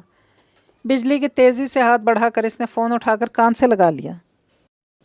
موبائل کی گھنٹی بجنے لگی۔ بجلی کی تیزی سے ہاتھ بڑھا کر اس نے فون اٹھا کر کان سے لگایا۔ دوسری طرف کی آواز سنتے ہی اس کا جوش کم ہو گیا، اس لیے مدھم آواز میں ہاجرہ بی بی کے سلام کا جواب دینے لگی۔ ان کے سوالوں کا محور بھی بی جان کی بیماری تھی۔ کتنی ہدایتیں وہ اسے دے رہی تھیں، بہت سی نصیحتیں اس کی جھولی میں موجود تھیں، مگر وہ ان سب سے بیزار تھی۔ اسے تازہ ہوا میں سانس لینا تھا، وہ اپنے خوابوں کے ساتھ جینا چاہتی تھی۔ बी जान की बीमारी को 6 महीने गुजर चुके थे। इन 6 महीनों में ज़िंदगी का मफ़हूम बदल कर रह गया था। घर में हर वक्त परेशानी बेसकूनी का माहौल रहता। इब्राहिम बज़ाहिर खामोश था। माँ की बीमारी ने इसे तोड़ दिया था। ईमान ने अक्सर रात की तन्हाई में से बी जान के पास बैठकर रोते हुए देखा था। इब्राहिम के लिए इसकी माँ सब कुछ थी। अब अपनी माँ को बेबसी और मजबूरी में देखना इसके लिए आसान नहीं था। वो मारे बांधे काम पर तो चला जाता, घर आकर अपनी माँ के साथ हर लम्हा रहता। ईमान इन दिनों इसे नज़र ही नहीं आती थी, या ईमान को ऐसा लगता था जैसे वो इस घर में सिर्फ इन माँ बेटा को खुश करने के लिए आई है। इसकी छोटी छोटी खुशियाँ, इसके ख्वाब सब कहीं खो गए थे। वो इन्हीं सोचों में गुम थी। इसके गायब दिमागी महसूस करके वो ठिठक गई। ईमान बच्चे, तुम ठीक तो हो? क्या किसी और के फ़ोन का इंतज़ार था? वो फिक्रमंदी से पूछने लगी, क्योंकि ईमान के लहजे से साफ लग रहा था जैसे इसे किसी और की कॉल की उम्मीद थी। ईमान चौंकी। इसने जल्दी से काम का बहाना किया और फ़ोन बंद कर दिया। फ़ोन बंद करके चाय के दाग साफ करते उलझी हुई थी, जैसे अपनी उलझन का सिरा पकड़ने की कोशिश कर रही हो। इस वक्त मोबाइल दोबारा बजा। इसने सोचते हुए उठाया। स्क्रीन पर जगमगाता नंबर दोस्त के नाम से महफूज था। रीढ़ की हड्डी में सर्द लहर दौड़ने लगी और इसका दिल इतनी ज़ोर से धड़का जैसे चोरी करते हुए पकड़ी गई हो। तो क्या मुझे पाशा के फ़ोन का इंतज़ार था? इसने बेयकीनी से ख़ुद से सवाल किया। जवाब वाज़ेह था, मगर वो ख़ुद पर हैरान थी। अंदर आने वाली तब्दीली की खबर इसे कैसे नहीं हुई थी? ये सवाल इसके रास्ते में खौफ बनकर आ खड़ा हुआ था। इसे अपने बचपन के वो खौफनाक साए याद आए जो ऐसे ही से डराते थे। आस्ताने पर हस्बे मामूल बहुत रश था। वो इधर उधर देखे बगैर सीधा पीर के कमरे की तरफ बढ़ गया। इसे आता देखकर किसी मुरीद ने रोकने की कोशिश नहीं की, क्योंकि पीर साहब की ख़ास हदायत थी कि इसे अंदर आने दिया जाए। वो कमरे में दाखिल हुआ तो पीर साहब आंखें बंद किए ज़ेरे लब कुछ पढ़ रहे थे, जबकि उनके सामने बैठे मर्द औरत के चेहरों पर उम्मीद के साए लहरा रहे थे। कुछ देर के बाद पीर साहब ने आंखें खोली तो पहली निगाह पीछे खड़े बेजाल चेहरे वाले पाशा पर डाली। इसे आज भी कई साल पहले का वो 9 लड़का याद था जिसके चेहरे पर ऐसा ही तासुर था। सामने बैठे मियाँ बीवी को कुछ तावीज़ देकर रुखसत किया, फिर इसकी तरह मुतवज्जा हो गया। पाशा तेज़ी से आगे बढ़ा। तुम आज भी नाकाम लौटे हो? जामी के होंठों पर तंज़िया मुस्कुराहट थी। कई साल पहले पीर नागी के मरने के बाद इसने पीर की जगह संभाल ली थी। पाशा से इसकी मुलाकात कुछ साल पहले इसी शहर में हुई थी। दोनों ने पहली नज़र में एक दूसरे को पहचान लिया था। बहुत जल्द दोनों ने जान लिया कि वो एक दूसरे की ज़रूरत है। जामी को पीर नागी की जगह संभालने के लिए कुछ ख़ास अमलियात चाहिए थे जो पाशा की बदौलत ही मिल सकते थे, जबकि पाशा जानता था कि वो अकेला कुछ नहीं कर सकता। इसे जामी जैसा ज़ीरक इंसान चाहिए था जिसने इस दश्त में एक उम्र गुजारी थी। दोनों के मफाद एक दूसरे के साथ जुड़े हुए थे। दोनों ही एक दूसरे के ताउन के मोहताज थे। मंजिल के बहुत पास हूँ, बस अपने वादे पर कायम रहना, पाशा ने तफसील बताई। जामी ने इस बात में सर हिलाया। हमारे पास वक्त कम है, मुझे जल्द यहाँ से कूच करना। इस लड़की से किसी तरह वो अमलियात हासिल करो। जामी ने बेचैनी से कहा। पाशा ने इस बात में सर हिलाया। वो जानता था कि जामी ज़्यादा अरसा एक शहर में क़याम नहीं करता था। पाशा वहाँ से बाहर निकला तो गहरी सोच में गुम था। ईमान इस जाल में फंस चुकी थी। वो जानता था कि ईमान इन दिनों बहुत बिखरी हुई है। इसे ताज़ा हवा की ज़रूरत थी जो इस घुटन ज़दा माहौल से निकाल सके। पाशा हमदर्दी की आड़ में ताज़ा हवा का झोंका बनकर इसका इत्मीनान जीत चुका था। अपनी सोचों में गुम चलते हुए वो सोच चुका था कि ईमान को किस तरह अपने शिकंजे में कस कर इन अमलियात तक पहुंचना है जिसकी तलाश ने उसकी ज़िंदगी के कई साल खा लिए थे। आधी रात को हाजरा बीबी अपने ख्वाब से डर कर ऐसी उठी, फिर सारी रात सो ही नहीं सकी। ईमान के गिर्द बना नूर का हाला गायब हो गया था और काले साए इसे अपनी लपेट में ले रहे थे। ईमान तकलीफ़ से तड़प रही थी, रो रही थी, रोते हुए इन्हें पुकार रही थी। हाजरा बीबी बेचैनी से करवट बदलती रहीं। वो जानती थी कि ये ख्वाब झूठे नहीं हैं, इन ख्वाबों का कोई मकसद है जो उनकी समझ से बाहर है। काफ़ी देर कुछ सोचती रही। फजर की अजान हुई तो एक इरादा करके अपनी जगह से उठ गई। अगली सुबह वो शहर जाने वाली बस में सवार हो गई थी। अल्लाह मेरी बच्ची की हिफाजत करना, ज़ेरे लब एक ही दुआ उनकी उम्मीद थी। बीजान, आपसे मिलने पाशा आया है। ईमान की आवाज़ का जोश व खरोश बिस्तर पर लेटी बीजान को चुभा था। पाशा चेहरे पर हल्की मुस्कुराहट से जाए कमरे में दाखिल हुआ। इब्राहिम शहर से बाहर गया हुआ था, इसीलिए पाशा ने आज के दिन का इंतखाब किया। सुबह से शुरू हुई बारिश शाम के इस पहर भी जारी थी। ایمان نے جلدی سے چائے کے ساتھ پکوڑے بنائے۔ پاشا کچھ دیر بی جان کے پاس بیٹھا، پھر پانی پینے کے بہانے ایمان کے پیچھے کچن میں چلا آیا۔ تم یہاں کیوں چلے آئے؟ میں چائے لا رہی ہوں، ایمان نے مصروف انداز میں کہا۔ پاشا اس کے بہت پاس آ کر کھڑا ہو گیا۔ ایمان جیسی موڑی اس سے ٹکرا گئی۔ اسے گرنے سے بچانے کے لیے پاشا نے فوراً تھام لیا۔ اسے اپنے اتنے قریب دیکھ کر وہ گھبرا گئی۔ اس نے پیچھے ہٹنے کی کوشش کی۔ پاشا نے کوشش ناکام بنا دی۔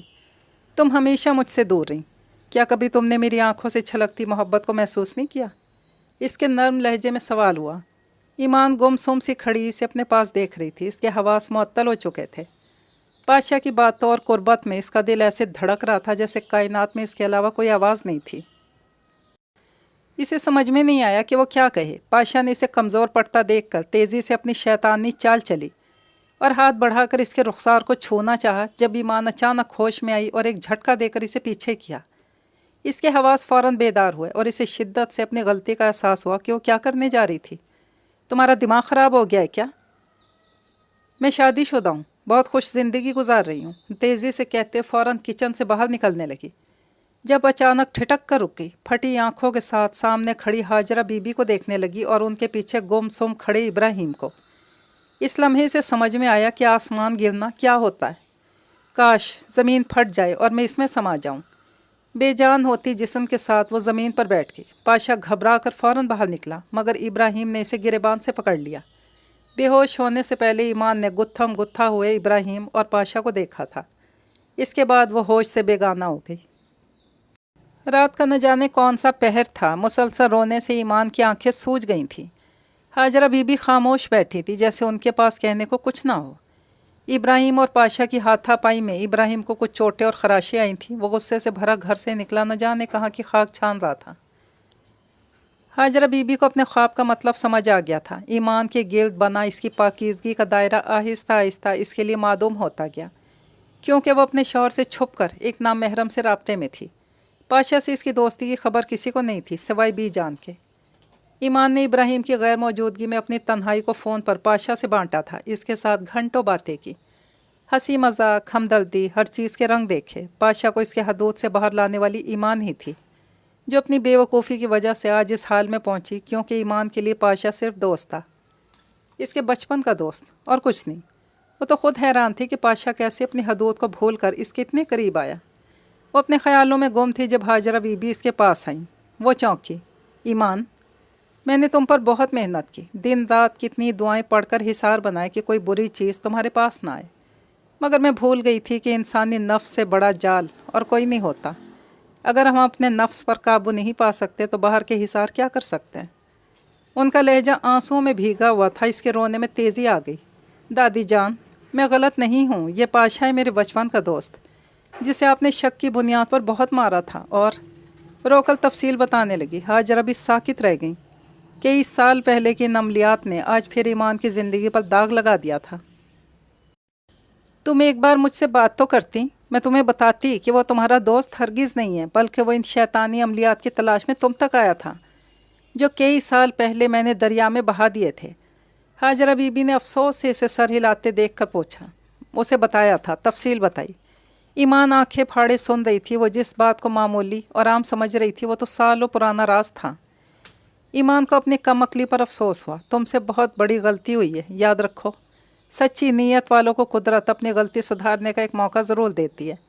تمہیں وہ موقع خود تلاش کرنا ہوگا۔ اگر تم کامیاب ہوئیں تو دوبارہ ابراہیم کے دل میں گھر بنا لو گی، ورنہ میرے گھر کے دروازے ہمیشہ تمہارے منتظر رہیں گے، جب چاہو لوٹ آنا۔ ہاجرہ بی بی نے نرمی سے کہتے ہوئے آگے کی طرف جھک کر اس کا ماتھا چوما۔ دونوں کی آنکھوں سے ایک ساتھ آنسو بہے تھے۔ صبح ہوئی تو ہاجرہ بی بی خاموشی سے وہاں سے چلی گئیں۔ ایمان بے چینی سے ابراہیم کے لوٹنے کا انتظار کرنے لگی۔ وہ ابراہیم کو دوبارہ پانے کی ہر ممکن کوشش کرنا چاہتی تھی، کیونکہ وہ اس کی پہلی اور آخری محبت تھا۔ ابراہیم سے مار کھانے کے بعد وہ زخمی حالت میں آستانے پر پہنچا۔ جامی نے اس کی حالت دیکھی تو سب سمجھ گیا۔ پاشا نے تکلیف سے تڑپتے ہوئے اسے تفصیل بتائی، جسے سن کر وہ سر ہلا کر رہ گیا۔ کچھ دیر اسی خاموشی میں گزر گئے۔ دونوں اپنی اپنی جگہ سوچوں میں گم تھے۔ پاشا نے سوچا تھا کہ ایمان کو محبت کے جال میں پھنسا کر بلیک میل کرے گا اور اس سے وہ عملیات حاصل کر لے گا جو ان کے گھرانے کی ملکیت ہیں، مگر ہمیشہ کی طرح اس کی قسمت نے ساتھ نہیں دیا اور عین وقت پر ابراہیم اور ہاجرہ بی بی وہاں پہنچ گئیں۔ جامی نے سوٹا لگاتے ہوئے گہری نگاہ پھٹے پرانے کپڑوں میں ملبوس ناکام لڑکے پر ڈالی، جس کے خواب اس کے لمبے قد سے بھی بڑے تھے۔ کافی دیر وہ اسے دیکھتا رہا، جیسے تول رہا ہو کہ یہ لڑکا اس کے کام کا ہے بھی یا نہیں۔ جواب اسے مل گیا۔ اس نے اپنے مریدوں کو آواز دی جو فوراً اندر آئے، اسے اٹھا کر آستانے سے باہر پھینک دو، دوبارہ اگر یہ آستانے کے آس پاس بھی نظر آئے تو ٹانگیں توڑ دینا، جامی نے سخت لہجے میں کہا۔ پاشا نے بے یقینی سے سر اٹھا کر اس کی طرف دیکھا۔ اس لمحے اسے سمجھ میں آیا کہ دنیا کی بساط پر اگر آپ کام کے نہ ہوں تو اسی طرح اٹھا کر پھینک دیے جاتے ہیں تاکہ ان کی جگہ نئے پیادے لے سکیں۔ پاشا کو گلی میں پھینک کر وہ اندر چلے گئے۔ لڑکھڑاتی چال چلتے ہوئے وہ وہاں سے نکلا تو بہت نا امید تھا۔ آج اس کی امید کے سب جگنوں بجھ گئے تھے۔ تمہارے ابا کی حالت بہت خراب ہے، تمہیں یاد کر رہے ہیں۔ گھر پہنچا تو گاؤں سے آئے فون نے اسے واپسی کی سمت دکھائی اور وہ مختصر سامان اٹھائے گاؤں جانے والی بس میں بیٹھ گیا۔ اسے باپ کی بیماری یا تکلیف کی کوئی پرواہ نہیں تھی۔ اسے اس وقت رہنے کے لیے پرسکون جگہ کی ضرورت تھی۔ شہر میں رہنے کے لیے اس کے پاس اب کرایہ نہیں تھا۔ واپسی کے سفر میں کئی سوچوں میں گم بالآخر وہ اپنے گاؤں پہنچ گیا۔ اندھیرے کمرے میں کرسی پر بیٹھی وہ گہری سوچ میں گم تھی۔ بے رونق چہرے پر سجی آنکھوں کی ویرانی میں ٹوٹے خوابوں کی کرچیاں چپتیں تو بے اختیار سسک پڑتی۔ زندگی نے اسے بہت نوازا تھا، اس بات کا احساس تب ہوا جب وہ سب کچھ گنوا چکی تھی۔ 2 ہفتے گزر چکے تھے، ابراہیم اس کی طرف دیکھتا بھی نہیں تھا۔ اسے اپنے گھر میں شاید برداشت نہ کرتا اگر ہاجرہ بی بی جاتے ہوئے اسے قسم نہ دیتی۔ ابراہیم ہاجرہ بی بی کو اپنی ماں کی طرح سمجھتا تھا۔ اس وقت تو چپ کر گیا، مگر وہ عہد کر چکا تھا کہ ایمان کو چھوڑ دے گا۔ اس کا تند خو لہجہ، اس کا بیزار انداز ایمان کو بہت تکلیف پہنچاتا تھا۔ اس نے کئی بار ابراہیم سے بات کرنے کی کوشش کی، کچھ بھی سننے کو تیار نہیں تھا۔ ابھی بھی وہ ہمت کر کے اٹھی اور دبے پاؤں چلتی بی جان کے کمرے کے پاس آئی۔ جب اندر سے آتی سسکیوں کی آواز نے اس کے قدم روک دیے۔ وہ جانتی تھی رات کے اس پہر وہ اپنی ماں کے قدموں میں بیٹھا کیوں رو رہا ہے۔ ابراہیم کے آنسو کنکریوں کی طرح اس کے وجود پر گر رہے تھے۔ اسے ایسے لگا جیسے وہ کئی ٹکڑوں میں بٹ گئی ہے۔ وہ خاموشی سے پلٹ آئی۔ ہر گزرتا دن اسے اپنے گناہ کا شدت سے احساس دلا رہا تھا۔ ہر دن کا آغاز گہری خاموشی سے ہوتا۔ خود احتسابی نے اسے اپنی ہی نگاہوں میں گرا دیا تھا۔ وہ جتنا سوچتی اتنا ہی اپنا آپ چھوٹا لگتا۔ 1 مہینے کے بعد دونوں ہی اپنی اپنی جگہ فیصلہ کر چکے تھے، بس ایک دوسرے کو آگاہ کرنا رہ گیا تھا۔ اس سے پہلے کہ وہ اپنا فیصلہ سناتا، بی جان کی حالت بگڑ گئی۔ انہیں اسپتال میں داخل کروانا پڑا۔ یہ دن بہت مشکل تھے، مگر ان دونوں کے درمیان چھائی سرد مہری کو پگھلانے کا باعث بنے۔ ضرورت کے تحت ہی صحیح دونوں ایک دوسرے کو مخاطب کر لیتے۔ اسے بی جان کے ساتھ خواتین کے وارڈ میں دن رات رہنا پڑا۔ پہلے ان کی بیماری سے گھبرانے والی ایمان اب سب کچھ بھلائی دل و جان سے خدمت کر رہی تھی، کیونکہ وہ جان گئی تھی کہ انسان پر بیماری یا کسی دوسری صورت میں اترنے والی آزمائش رب کے حکم سے ہوتی ہے، اور اس آزمائش میں گھبرانے یا شکوے کرنے کے بجائے صبر اور دعا سے کام لینا چاہیے۔ بی جان کی بیماری سے گھبرا کر اس نے بغیر سوچے سمجھے اپنے وقتی سکون کے لیے نامحرم مرد سے فون پر گھنٹوں باتیں کی، جو اسے اپنے پوشیدہ مقصد کے لیے استعمال کرنا چاہ رہا تھا۔ بادشاہ کو خود تک رسائی دینے والی وہ خود تھی۔ اپنی نگاہوں میں وہ مجرم بن چکی تھی۔ اپنے نفس کا پردہ عیاں ہوا تو وہ ابراہیم سے نگاہیں ملانے کے قابل بھی نہیں رہی تھی۔ وہ انہی خیالوں میں گم تھی جب ڈاکٹر راؤنڈ پر آیا۔ بی جان کی رپورٹس دیکھنے کے بعد اس نے ابراہیم کو بلایا جو باہر ہی بیٹھا ہوا تھا۔ ہم اپنی طرف سے تو پوری کوشش کر رہے ہیں، مگر ڈاکٹر نے نرمی سے ابراہیم کے کندھے پر ہاتھ رکھتے ہوئے کہا۔ اس کا چہرہ سفید پڑ گیا اور سرخ آنکھوں کی نمی کو چھپانے کے لیے سر جھکا لیا۔ ایمان نے اس کی تکلیف کو دل سے محسوس کیا۔ اپنے پیارے کو لمحہ بلمحہ موت کے منہ میں جاتے دیکھنا آسان نہیں تھا۔ بی جان کی حالت تھوڑی سنبھلی تو وہ اشاروں میں کچھ کہنے کی کوشش کرنے لگیں۔ ابراہیم فوراً اماں کے پاس آئے اور ان کے اوپر جھک گیا۔ بی جان کی دائیں طرف فالج کا حملہ ہوا تھا، ان کا بایاں ہاتھ تھوڑا کام کرتا ہے۔ بی جان نے کانپتے ہاتھ سے ابراہیم کا سر اپنے سینے سے لگایا۔ وہ بچوں کی طرح پھوٹ پھوٹ کر رونے لگا۔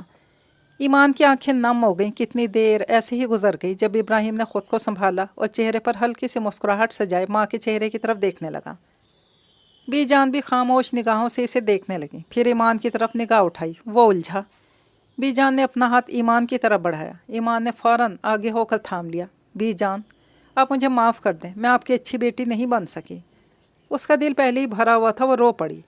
ابراہیم نے منہ پھیر لیا۔ بی جان نے اشارے سے چپ ہونے کا کہا۔ ایمان نے خود کو سنبھالا۔ ابراہیم بھی ماں کی طرح متوجہ تھا، اس کا ایک ہاتھ ان کے سینے پر دھرا تھا۔ اچانک بی جان نے ایمان کا ہاتھ اس کے ہاتھ پر رکھ دیا۔ دونوں ساکت رہ گئے۔ بی جان مطمئن انداز میں ان دونوں کو دیکھنے لگیں، آنکھیں موند لیں۔ دونوں تیزی سے پیچھے ہٹے اور ایک دوسرے سے نگاہیں چراتے ہوئے ادھر ادھر ہو گئے، مگر بی جان کا فیصلہ وہ سمجھ گئے جو وقت کی تختی پر کندہ ہو کر ان کی قسمت بن گیا تھا۔ صحن میں خاموشی چھائی ہوئی تھی۔ رشید، حلیمہ اور پاشا کے سامنے سفید چادر اوڑھے پروقار ہاجرہ بی بی بیٹھی ہوئی تھی۔ دمے کی تکلیف سے مسلسل کھانستا رشید حیران تھا کہ وہ یہاں کیوں آئی ہیں۔ پاشا کے چہرے پر سختی تھی، جیسے ان کا آنا پسند نہیں آیا تھا۔ ہاجرہ بی بی نے خاموشی کو توڑا اور سرد نگاہ پاشا پر ڈالی جو رخ پھیر گیا۔ کئی سال پہلے میرے مرحوم شوہر نے آپ کے اکسانے پر ایک ایسی راہ پر چلنے کی کوشش کی جو ہماری زندگی میں تباہی اور بربادی لے آیا۔ بظاہر سب کچھ ٹھیک ہوتے ہوئے بھی ہماری زندگیاں کالے سایوں کے ڈر میں گزرنے لگیں۔ کئی سال لگے ہی سمجھنے میں کہ ہمارے ڈر کا تعلق ہمارے اندر سے ہوتا ہے۔ مجھے لگتا تھا کہ میرے مرحوم شوہر نے جن عملیات کو سنبھالتے ہوئے اپنی زندگی دریا بولد کی وہ منحوس ہیں۔ اسی منحوسیت سے چھٹکارا پانے کے لیے ایک دن میں نے ان کاغذات کو دریا میں بہا دیا تھا، جن کی تلاش آج بھی آپ کے بیٹے کو ہے۔ ہاجرہ بی بی نے گہری سانس لے کر کہا۔ رشید اور پاشا ایک ساتھ چونکے۔ رشید نے حیرانی سے بیٹے کی طرف دیکھا جس کے چہرے پر زلزلے کے آثار تھے۔ یہ جھوٹ ہے، وہ جادو بہت انمول تھے، آپ کیسے انہیں ضائع کر سکتی ہیں؟ وہ ہکلایا۔ Hajra be be مسکرائیں۔ وہ جادو میرے اپنوں، میرے پیاروں سے زیادہ انمول نہیں تھے۔ میں نے اپنی زندگی کے سب سے قیمتی رشتے اسی وجہ سے کھوئے ہیں، مگر میں اپنی پوتی کو نہیں کھونا چاہتی تھی، اسی لیے مولوی سلامت اللہ کے مرنے سے پہلے ان کے مشورے سے یہ کام سر انجام دیا۔ میں مطمئن تھی کہ اب ان کے برے سائے ہم پر نہیں پڑیں گے، مگر کئی سالوں بعد انہیں حاصل کرنے کی خواہش میں اس نے میری پوتی کی ہستی بستی زندگی کو تباہ کر دیا۔ ہاجرہ بی بی نے غصے سے کہا اور رشید کو ساری تفصیل بتائی۔ رشید تو ہکا بکا رہ گیا۔ اسے پاشا سے ایسی حرکت کی امید نہیں تھی۔ ناہنجار، نالائق، تو کبھی نہیں سدھر سکتا۔ میرے سب بچوں میں تو سب سے بڑا داغ ہے۔ رشید نے چیخنے کی کوشش کی مگر کھانسنے لگا۔ حلیمہ تیزی سے آگے بڑھی اور اسے سنبھالنے لگی۔ پاشا ایک جھٹکے سے اٹھا اور غصے سے باپ کی طرف دیکھتا گھر سے باہر چلا گیا۔ اس سے پہلے ہاجرہ بی بی کچھ اور کہتی، ان کے موبائل پر ایمان کی کال آنے لگی۔ انہوں نے جلدی سے فون کان سے لگایا۔ ایمان کے رونے کی آواز پر ان کے ہاتھ پاؤں پھول گئے۔ بی جان ہمیں چھوڑ کر چلی گئی، روتے ہوئے بتا رہی تھی۔ ہاجرہ بی بی کا دل دکھ سے بھر گیا۔ ایمان کو تسلی دیتے ہوئے فون بند کیا اور فوراً وہاں سے اٹھ کر چلی گئی۔ انہیں جنازے پر شامل ہونے کے لیے شہر جانا تھا۔ کہاں بھاگ رہا ہے؟ پتہ بھی ہے باپ بیمار ہے، چل نہیں سکتا، کم بخت موٹر سائیکل نے بھی ابھی خراب ہونا تھا۔ رشید بڑبڑاتا ہوا سڑک کنارے چل رہا تھا جس کے ایک طرف جنگل اور ایک طرف بہتا دریا تھا۔ وہ اپنے 16 سالہ پوتے حسن اور پاشا کے ساتھ فلاحی میڈیکل کیمپ جانے کے لیے نکلا، مگر بائک خراب ہونے کی وجہ سے پیدل چلنا پڑ رہا تھا۔ حسن قریبی ورکشاپ پر بائک ٹھیک کروا رہا تھا، جبکہ پاشا باپ کے ساتھ پیدل چلنے لگا کیونکہ کیمپ بند ہونے کا وقت ہونے والا تھا۔ پاشا نے ناگواری سے رشید کی طرف دیکھا۔ باپ کو کتنی نفرت سے دیکھتا ہے تو، بھول گیا اپنے بچپن کی مار؟ جتنا تو نے مجھے ستایا ہے کسی اور بچے نے نہیں ستایا، اسی لیے تو آج بھی ناکام ہے، کیونکہ والدین کا نافرمان ہے۔ اور رشید غصے میں بول رہا تھا۔ پاشا جو پہلی ہاجرہ بی بی کی بات سن کر تپا ہوا تھا، رشید کی باتوں نے اور آگ لگا دی۔ میری ناکامی کی وجہ آپ ہیں، صرف آپ۔ آپ نے مجھے، میرے بچپن کو اپنے لالچ کے سپرد کر دیا، مجھے اس دنیا سے روشناس کروایا جو میری نہیں تھی۔ میں نے اپنے بچپن میں آپ کو اس جادو کے پیچھے پاگل ہوتے دیکھا۔ آپ نے کیا نہیں کیا اس جادو کی خاطر، حتیٰ کہ اپنے عزیز دوست کی جان بھی لے لی۔ پاشا نے وہ راز کھول ہی دیا جو صرف وہ جانتا تھا۔ رشید کا چہرہ پیلا پڑ گیا۔ تو تم کیسے جانتے ہو؟ رشید کو سمجھ نہیں آئی کہ کیا کہے۔ میں آپ دونوں کا پیچھا کر رہا تھا۔ اس دن میرا بھی ارادہ تھا کہ میں اس جادو کو حاصل کر کے رہوں گا، مگر اس نے تفصیل سے ساری بات بتائی جسے سنتے ہی رشید کو کھانسی کا دورہ پڑ گیا۔ کھانستے ہوئے اس کا توازن بگڑا اور وہ پیچھے کی طرف گرنے لگا جب پاشا نے اسے پکڑنے کی کوشش کی، مگر دور سے آتے حسن کو ایسا لگا کہ پاشا نے رشید کو دھکا دیا ہے۔ رشید دریا میں گر گیا۔ حسن نے چیخ ماری۔ شور سنتے ہی آس پاس کے لوگ جمع ہو گئے۔ حسن روتے ہوئے پاشا پر الزام لگا رہا تھا۔ اس کا شور سن کر لوگوں نے پاشا کو پکڑ کر مارنا شروع کر دیا اور اسے پولیس کے حوالے کر دیا۔ رشید کی لاش مل گئی تھی۔ حوالات میں گم سم بیٹھا پاشا اس اتفاق پر حیران تھا کہ رشید اسی جگہ دریا میں گرا جہاں کئی سال پہلے اس نے سلیم ٹوپی والا کو دھکا دیا تھا۔ یہ سوچ آتی پہلی بار اس نے اپنے جسم میں سنسناہٹ محسوس کی. اسے ایسے لگ رہا تھا جیسے اس کے آس پاس کچھ کالے سائے پھر رہے ہیں. وہ خوف زدہ ہو کر چیخنے لگا. بی جان کی وفات کو 3 مہینے گزر چکے تھے. اس دوران ابراہیم بہت حد تک سنبھل چکا تھا. ایمان کو اچھی طرح اندازہ ہو گیا تھا کہ ابراہیم کی زندگی میں اس کی کوئی جگہ نہیں رہی. دونوں کو اپنی اپنی راہیں جدا کر لینی چاہیے. اس کے گناہ کی سزا تو بنتی تھی کہ ابراہیم اسے چھوڑ کر زندگی میں آگے بڑھ جائے. اس نے اپنا فیصلہ سنا دیا جس پر وہ خاموش رہا. اگلے دن وہ اپنا مختصر سا سامان باندھ کر گھر سے جانے لگی تو ابراہیم نے اتنے مہینوں میں پہلی بار اسے مخاطب کیا. میں تمہیں اپنی ذمہ داری پر لایا تھا. دادی جان کے پاس میں ہی چھوڑ کر آؤں گا. اس کے سخت لہجے میں احساس کی نرمی نہیں تھی بلکہ فرض کا بھاری پن تھا. وہ سر جھکا کر رہ گئی. سفر شروع ہوا تو پہلی بار اس کا دل کیا اپنی کہانی سنانے کا. وہ جانتی تھی کہ آج کے بعد یہ موقع نہیں ملنا تھا. ابراہیم کی غائب دماغی محسوس کرنے کے باوجود وہ اپنی کہانی سنانے لگی جس میں کوئی جھوٹ نہیں تھا. اس کی زندگی کا وہ سچ تھا جس سے وہ آج تک لا علم تھا. پاشا اپنے باپ کو مارنے کے جرم میں ہر طرف مشہور ہو گیا تھا. لوگ اس کے نام پر تھو تھو کرتے. وہ سب کے لیے قابل نفرت بن گیا. پاشا کے لیے بہت تکلیف دہ تھا کہ جو جرم اس نے نہیں کیا اس کی سزا اسے مل رہی تھی. وہ اپنی ناکام خواہش اور بدنامی کے بوجھ تلے سانس لیتے ہوئے تھک گیا تھا. ساری رات کالے سائے اسے ڈراتے. دن میں لوگوں کی نفرت تانوں بھری نگاہیں اس کا پیچھا کرتی. وہ چاہتا تھا کہ کسی طرح اپنی زندگی کا خاتمہ کر لے مگر یہ بھی ممکن نہیں تھا. وہ چیختا چلاتا روتا سلاخوں سے ٹکریں مارنے لگتا. اس کی حرکتیں دیکھ کر زنجیروں سے باندھ کر رکھا جاتا. اس کی زندگی درد تنہائی پچھتاوے کے نیچے دب کر اذیت ناک بن چکی تھی. وہ دن رات مرنے کی دعا مانگتا مگر اس کی یہ دعا بھی قبول نہیں ہوتی تھی. ہاجرہ بی بی نے ابراہیم کو رات رکنے کے لیے اصرار کیا. کیونکہ موسم کے تیور خراب تھے ابراہیم رک گیا. ہاجرہ بی بی کو بہت جلد محسوس ہو گیا کہ ان دونوں کے درمیان سرد مہری کی دھند چھائی ہوئی ہے. اگلی صبح سویرے ناشتہ کرتی وہ گھر سے چلا گیا. ایمان کی نم آنکھوں نے بہت دور تک اس کا پیچھا کیا تھا جس سے وہ انجان نہیں تھا. گاؤں سے نکلا تو خوش ہونے کے بجائے بوجھل پن کے احساس نے اسے بے چین کر دیا. ایمان کو چھوڑنے کا فیصلہ تو وہ اسی دن کر چکا تھا جب اسے پاشا کے ساتھ دیکھا تھا. بی جان کی بیماری نے اسے فوری فیصلہ کرنے سے روک دیا تھا مگر اب وہ آزاد تھا. اپنی سوچوں میں گم وہ شہر میں داخل ہوا تو گھر کی طرف موڑنے والی سڑک سے پہلے زور سے بریک ماری. کئی مہینے پہلے وہ بی جان کی بیماری کی وجہ سے ایمان کو برداشت کرتا رہا اور آج اسے اچانک یاد آیا کہ بی جان نے ایمان کا ہاتھ اس کے ہاتھ پر رکھ کر ایک عہد چاہا تھا. وہ چاہتی تھی کہ ابراہیم ایمان کو معاف کر دے اسے نہ چھوڑے. وہ سوچتا گیا. اسے یاد آیا کہ ایمان نے جانتے ہوئے بھی دونوں اب ساتھ نہیں رہ سکتے. بی جان کی خدمت میں کوئی کمی نہیں کی تھی. ان کے ساتھ راتوں کو جا کر تیمارداری کی. اسپتال میں داخل ہوئی اور وہاں بہت خوار بھی ہوئی تھی. بے آرام رہی. اف نہیں کیا. کس لیے؟ وہ ایمان کی ماں نہیں تھی. انسانی خدمت کرنے کا جذبہ الگ چیز تھی مگر اس نے ابراہیم کی ماں کی خدمت میں جان ماری. اپنا سکھ چین سب لٹا دیا. وہ اپنے شوہر کی ماں کی خدمت جی جان سے کر رہی تھی تاکہ وہ دونوں اس سے راضی اور خوش رہیں. یہ شاید وہ ابراہیم کو دی تکلیف کا ازالہ ایسے کرنا چاہتی تھی. جو بھی تھا ابراہیم اس کے احسان کا بدلہ نہیں اتار سکتا تھا. ایمان اس کی نگاہوں سے گر کر اتنی ہلکی ہوئی تھی کہ سفید پروں کی طرح نیکی کے آسمان پر اڑنے لگی. انسان کا وجود تب تک کندن نہیں بنتا جب تک اپنی غلطیوں کی آگ میں جل کر کندن بننا نہ جانتا ہو. ایمان اپنی غلطی پر اکڑ سکتی تھی مگر اس نے جھک جانا بہتر سمجھا اور اس کا جھکنا ابراہیم پر بھاری پڑ گیا تھا. کب سے آوازیں دے رہی ہوں کہاں گم ہو؟ ہاجرہ بی بی پھولی سانسوں کے ساتھ بیرونی دروازے سے اندر داخل ہوئیں. صحن میں رکھی پیڑھی پر وہ گم سم بیٹھی زمین پر لکیریں کھینچ رہی تھی. ان کی آواز پر سر اٹھا کر دیکھا. اس کی آنکھوں کا خالی پن دیکھ کر ان کے دل پر ہاتھ پڑا تھا. پچھلے 3 مہینے سے ایسی کھوئی گم سم سی رہتی تھی. ابراہیم کی طرف سے مسلسل خاموشی تھی. ایمان کے دل کو ہر لمحے دھچکا لگا رہتا کہ آج یا کل وہ اسے طلاق بھیج دے گا. اسی خوف سے اس کی سانسیں اٹکی رہتی. نہ وہ کھل کر ہنس سکتی تھی اور نہ رو.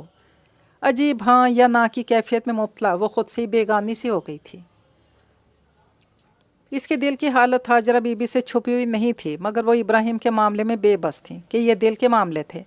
اس میں زور زبردستی تو نہیں چل سکتی تھی. ابراہیم اگر ان کی منت سماجت کرنے پر ایمان کو اپنے ساتھ لے بھی جاتا تو اپنے دل کو کیسے مناتا کہ وہ پہلے کی طرح ایمان کو اونچی مسند پر بٹھاتے. وہ گہری سانس لے کر اس کے پاس بیٹھ گئی. گڑ کے چاول لائی ہوں تمہیں بہت پسند ہے نا؟ انہوں نے سرخ رومال سے ڈھکی پلیٹ اس کی طرف بڑھائی۔ ایمان نے بے دلی سے تھام لی۔ بعد میں کھا لوں گی، اس نے بیزاری سے کہا۔ ہاجرہ بی بی خاموشی سے اس کا چہرہ دیکھنے لگی۔ ایمان کو احساس ہوا تو جلدی سے گردن گھما کر ان کی طرف دیکھا اور چہرے پر زبردستی کی مسکراہٹ سجا لی۔ آپ راضیہ باجی کے گھر گئی تھیں؟ اس سے بات کرنے کی غرض سے پوچھا۔ تمہارا بہت پوچھ رہی تھی، وہ دھیرے سے کہہ کر چپ ہو گئی۔ میں تو بہت بری ہوں، میرے بارے میں سب برائی کہتے ہوں گے، وہ یاسیت سے کہنے لگی۔ خود کو الزام دینا چھوڑ دو، تم اپنی غلطی کی سزا بھگت رہی ہو۔ اللہ دلوں میں رحم ڈالتا ہے، وہ تمہارے لیے بہت اچھا کرے گا، نا امید مت ہو، وہ نرمی سے سمجھانے لگیں۔ ایمان کی آنکھوں سے آنسو بہنے لگے۔ اللہ جانتا ہے میرے دل میں صرف ابراہیم کی محبت، ان کا مقام ہے۔ پاشا میری نادانی، میرے اندھے اعتبار کا بھیانک روپ تھا۔ میں اسے دوست سمجھتی تھی، مگر یہ بھول گئی کہ نامحرم مرد اور عورت میں دوستی جیسے کسی رشتے کی گنجائش نہیں ہوتی۔ مجھے اگر دوست کی ضرورت تھی تو میں اپنے شوہر کو بناتی یا کوشش تو کرتی، مگر میں اپنے سر پہ پڑی آزمائش سے گھبرا گئی تھی۔ میں بہت ہی کمزور نکلی، بہت کمزور، جو کسی عام سی شخصی معمولی باتوں پر پھسل گئی۔ پچھتاوے اور اذیت کے احساس سے اس نے اپنا چہرہ دونوں ہاتھوں کی ہتھیلیوں میں چھپا لیا۔ کتنی دیر وہ روتی رہی۔ ہاجرہ بی بی سے تسلی دے کر نماز پڑھنے کے لیے اٹھ گئیں۔ وہ اپنی دعا سے رب کے معجزے کو آواز دے رہی تھی۔ ایمان کی تکلیف ان سے نہیں دیکھی جا رہی تھی۔ میرے اللہ، گناہ گاروں کا رب بھی تو ہی ہے جو اپنے گناہ پر آنسو بہا رہا ہے، اس کے گناہ کو اپنی رحمت سے مٹا دے۔ تیری رحمت جسے ڈھانپ لے، اسے پھر کسی چیز کا ڈر نہیں۔ سجدے میں بے آواز روتے وہ ایمان کے لیے دعا مانگ رہی تھی۔ وہ جو ایک شام تھی خواب سی کہیں کھو گئی، وہ جو ایک دن تھا عذاب سا وہ ڈھلا نہیں۔ وہ گھر سے نکلی تو بے سوچے سمجھے ان راستوں کی طرف بڑھ گئی جہاں کبھی اسکول سے واپس آتے ہوئے اس کی پاشا سے پہلی ملاقات ہوئی تھی۔ گھنے جنگل، تند خو بہتے دریا کے درمیان بنی پکی سڑک پر چلتے ہوئے ماضی کے کئی جیتے جاگتے لمحوں کو یاد کر رہی تھی۔ ان راستوں نے اسے زندگی کے وہ سب سبق دیے جو اس کی زندگی کی سمت کو طے کرتے گئے۔ وہ تو بس ان راستوں پر چلتی رہی۔ راستے کے نشیب و فراز اسے اپنی زندگی کی طرح لگ رہے تھے۔ ان اونچے نیچے راستوں پر پاشا ملا۔ انہی راستوں میں اس کا باپ، اس کا دادا کھویا تھا، اور انہی راستوں پر وہ کبھی ابراہیم کے ساتھ قدم سے قدم ملا کر چلی بھی تھی۔ راستے ختم نہیں ہوتے، سفر شاید جسم کے ساتھ فنا ہو جاتا ہے۔ ہر انسان اپنا سفر ساتھ لے کر آیا ہے اور ساتھ لے کر ہی جائے گا۔ دنیا میں کوئی کسی کا سفر اختیار نہیں کرتا کہ یہ ماتھے کی لکیر کی طرح ہوتے ہیں۔ ہر ایک کی نشاں پیشانی پر کنندہ بہتے دریا کے شور نے اس کی توجہ اپنی طرف مبذول کی۔ خاموشی سے شفاف پانی کو دیکھتی رہی جس پر کبھی اس نے محبت کا تاج محل بنے ہوئے دیکھا تھا۔ نہ جانے سے کیوں لگا کہ پانی اسے اپنی طرف کھینچ رہا ہے۔ گھبرا کر پیچھے ہونا چاہتی تھی مگر کوئی انجانی طاقت اسے نیلے پانی کی طرف کھینچنے لگی۔ بے بسی وہ آگے بڑھی۔ اچانک اس کی نگاہ سامنے پڑی اور وہ ساکت رہ گئی۔ ایک سایہ اس کے سامنے تھا، دریا کے بھاری پتھر پر بیٹھا ہوا۔ وہ خوف زدہ ہوئی مگر کالے سائے کی تلسماتی نگاہوں نے اسے اپنی جگہ سے ہلنے نہیں دیا۔ تمہاری زندگی بیکار ہے، اپنے گناہ کے بوجھ تلے دب کر کیسے سانس لو گی؟ اللہ کا عذاب بہت سخت ہے، اس دنیا میں بھی تڑپ کر مرو گی اور وہاں بھی۔ ابراہیم کبھی واپس نہیں آئے گا، تمہاری زندگی میں کچھ بھی اچھا نہیں ہوگا۔ بہتر ہے کہ خود کو پانی کے سپرد کر دو۔ یہ پانی تمہارے باپ دادا پر بھی مہربان رہا ہے، تم پر بھی رہے گا۔ وہ نہیں جانتی کہ کون سی قوت اسے کنارے تک لے گئی۔ کچھ دیر گم سم کھڑی رہی، پھر وہ تھوڑا جھکی۔ کالا سایہ مسکرایا۔ ایمان نیچے زمین پر بیٹھ گئی۔ اس کی پشت سڑک کی طرف تھی جبکہ دونوں پاؤں بہتے پانی کی طرف۔ بس ایک لمحہ فیصلے کا غالب آتا اور اس کا نازک وجود تیز موجوں کے سپرد ہوتا۔ وہ سر جھکا کر کچھ سوچ رہی تھی، شاید مرنے سے پہلے کے آخری الفاظ، کوئی وصیت، کوئی باوجود اپنی دل عزیز دادی کے لیے کوئی وصیت چھوڑنا چاہتی تھی۔ کتنے لمحے خاموشی سے سرکے جب تیز ہوا کی سرسراہٹ کے ساتھ اس کی نرم مگر مضبوط آواز گونجی، الحمدللہ رب العالمین۔ وہ دھیمی مگر مضبوط آواز میں پورے یقین اور توجہ کے ساتھ سورہ فاتحہ پڑھنے لگی۔ سورت کے ہر لفظ کا ترجمہ کرتے ہوئے اسے لگ رہا تھا جیسے وہ زمین پر نہیں، آسمان میں اڑ رہی ہے۔ کتنی دیر ایسے ہی گزر گئی۔ سورت مکمل کرنے کے بعد اس نے سامنے دیکھا، وہاں کچھ نہیں تھا۔ وہ مسکرائی۔ زندگی میں ضروری نہیں کہ جن راستوں پر ایک بار ٹھوکر لگے وہاں سے گزرتے دوبارہ بھی ٹھوکر ہی مقدر بنے۔ سفر اپنے اسی لیے ہوتے ہیں کیونکہ وہ تجربہ، وہ جادو دان کرتے ہیں جو عام حالات میں کبھی نہیں ملتا۔ شکر ہے تم ٹھیک ہو۔ اس کے پاس بھاگتے قدم رکے۔ پھولی سانسوں کے ساتھ کہتے وہ بھی کچھ فاصلے سے اس کے پاس بیٹھ گیا۔ ایمان نے بے یقینی سے اس کی طرف دیکھا، اسے لگا یہ بھی اس کا وہم ہے، کالے سائے کی نئی چال۔ ابراہیم نے گردن موڑ کر اس کے حیران چہرے کی طرف دیکھا۔ دادی جان نے بتایا کہ تم کافی دیر سے یہاں گھر سے نکلی ہوئی ہو، وہ بہت پریشان تھی۔ میں جانتا تھا کہ تم ہمیشہ کی طرح یہاں آئی ہوگی، میرا اندازہ درست نکلا، ویسے کہیں خودکشی کرنے کا ارادہ تو نہیں تھا؟ دوستانہ انداز میں پوچھنے لگا۔ ایمان خاموش رہی، بہت کچھ کہنا چاہتی تھی مگر آنسوؤں کی زبان میں۔ اس نے یہی کیا، ٹپ ٹپ آنسو بہنے لگے۔ اللہ پہ توکل کا ایک لمحہ اس کی پوری زندگی پر حاوی ہو گیا تھا۔ انسان جلد باز اور ناشکر ہے جو مایوس ہو کر شیطان کے بچھائے جال میں پھنس جاتا ہے، ورنہ اللہ کی رحمت نے تو ہمیشہ سے سب کو ڈھانپا ہوا ہے۔ کون ہے جو عیب سے پاک زندگی بسر کر رہا ہے؟ ایمان کے تھکے اور کمزور چہرے پہ بہتے آنسو موتیوں کی طرح چمک رہے تھے۔ وہ کچھ لمحے ان آنسوؤں کو دیکھتا رہا، پھر رخ موڑ کر نگاہیں بہتے پانی پر جما دی۔ پوچھو گی نہیں کہ میں کیوں لوٹ آیا؟ اس نے مدھم لہجے میں سوال کیا۔ ایمان نے نفی میں سر ہلایا، وہ حیران رہ گیا۔ ایمان نے آہستگی سے اپنا ہاتھ اس کے ہاتھ پر رکھا، بالکل اسی انداز میں جیسے بی جان نے رکھا تھا۔ اس عہد کے لیے، وہ سنجیدگی سے کہہ کر فوراً اپنی جگہ سے اٹھی۔ اسی لمحے اس کا پاؤں پھسلا، وہ سچ میں پانی کا رزق بن جاتی اگر اس کا ہاتھ ابراہیم کے ہاتھ میں نہ ہوتا۔ وہ سر ہلاتا کھڑا ہوا۔ ہاں، یہ عہد میرے دل سے بندھا رہے گا۔ میں جانتا ہوں تم بد کردار نہیں مگر کمزور ضرور تھیں۔ بی جان نے شاید اسی لیے مجھے اس وعدے سے باندھا کہ وہ تمہارے اندر کی سچائی کو جانتی تھیں۔ تم سے دور اس لیے رہا کہ میں خود کو اچھی طرح جانچ رہا تھا کہ اس عہد کو نبھا سکوں گا یا نہیں۔ جب سب ابہام مٹ گئے تو میں لوٹ آیا، بالآخر مجھے آنا ہی تھا، چاہے دیر سے ہی صحیح۔ وہ اس کا ہاتھ پکڑ کر چند قدم آگے چل رہا تھا۔ وہ اس کے ساتھ بغیر کسی مزاحمت اور سوچ کے بس چل رہی تھی، اور ساری زندگی ایسی اس کے پیچھے چلنا چاہتی تھی۔ تھوڑا آگے جا کر وہ دونوں قدم سے قدم ملا کر ایک ساتھ چلنے لگے۔ گھنے جنگل کے سائے سے نکل کر سنہری دھوپ ڈھل رہی تھی۔ دریا کے اس پار اسے اتری شام کا رنگ آج نارنجی نے گلابی لگا تھا۔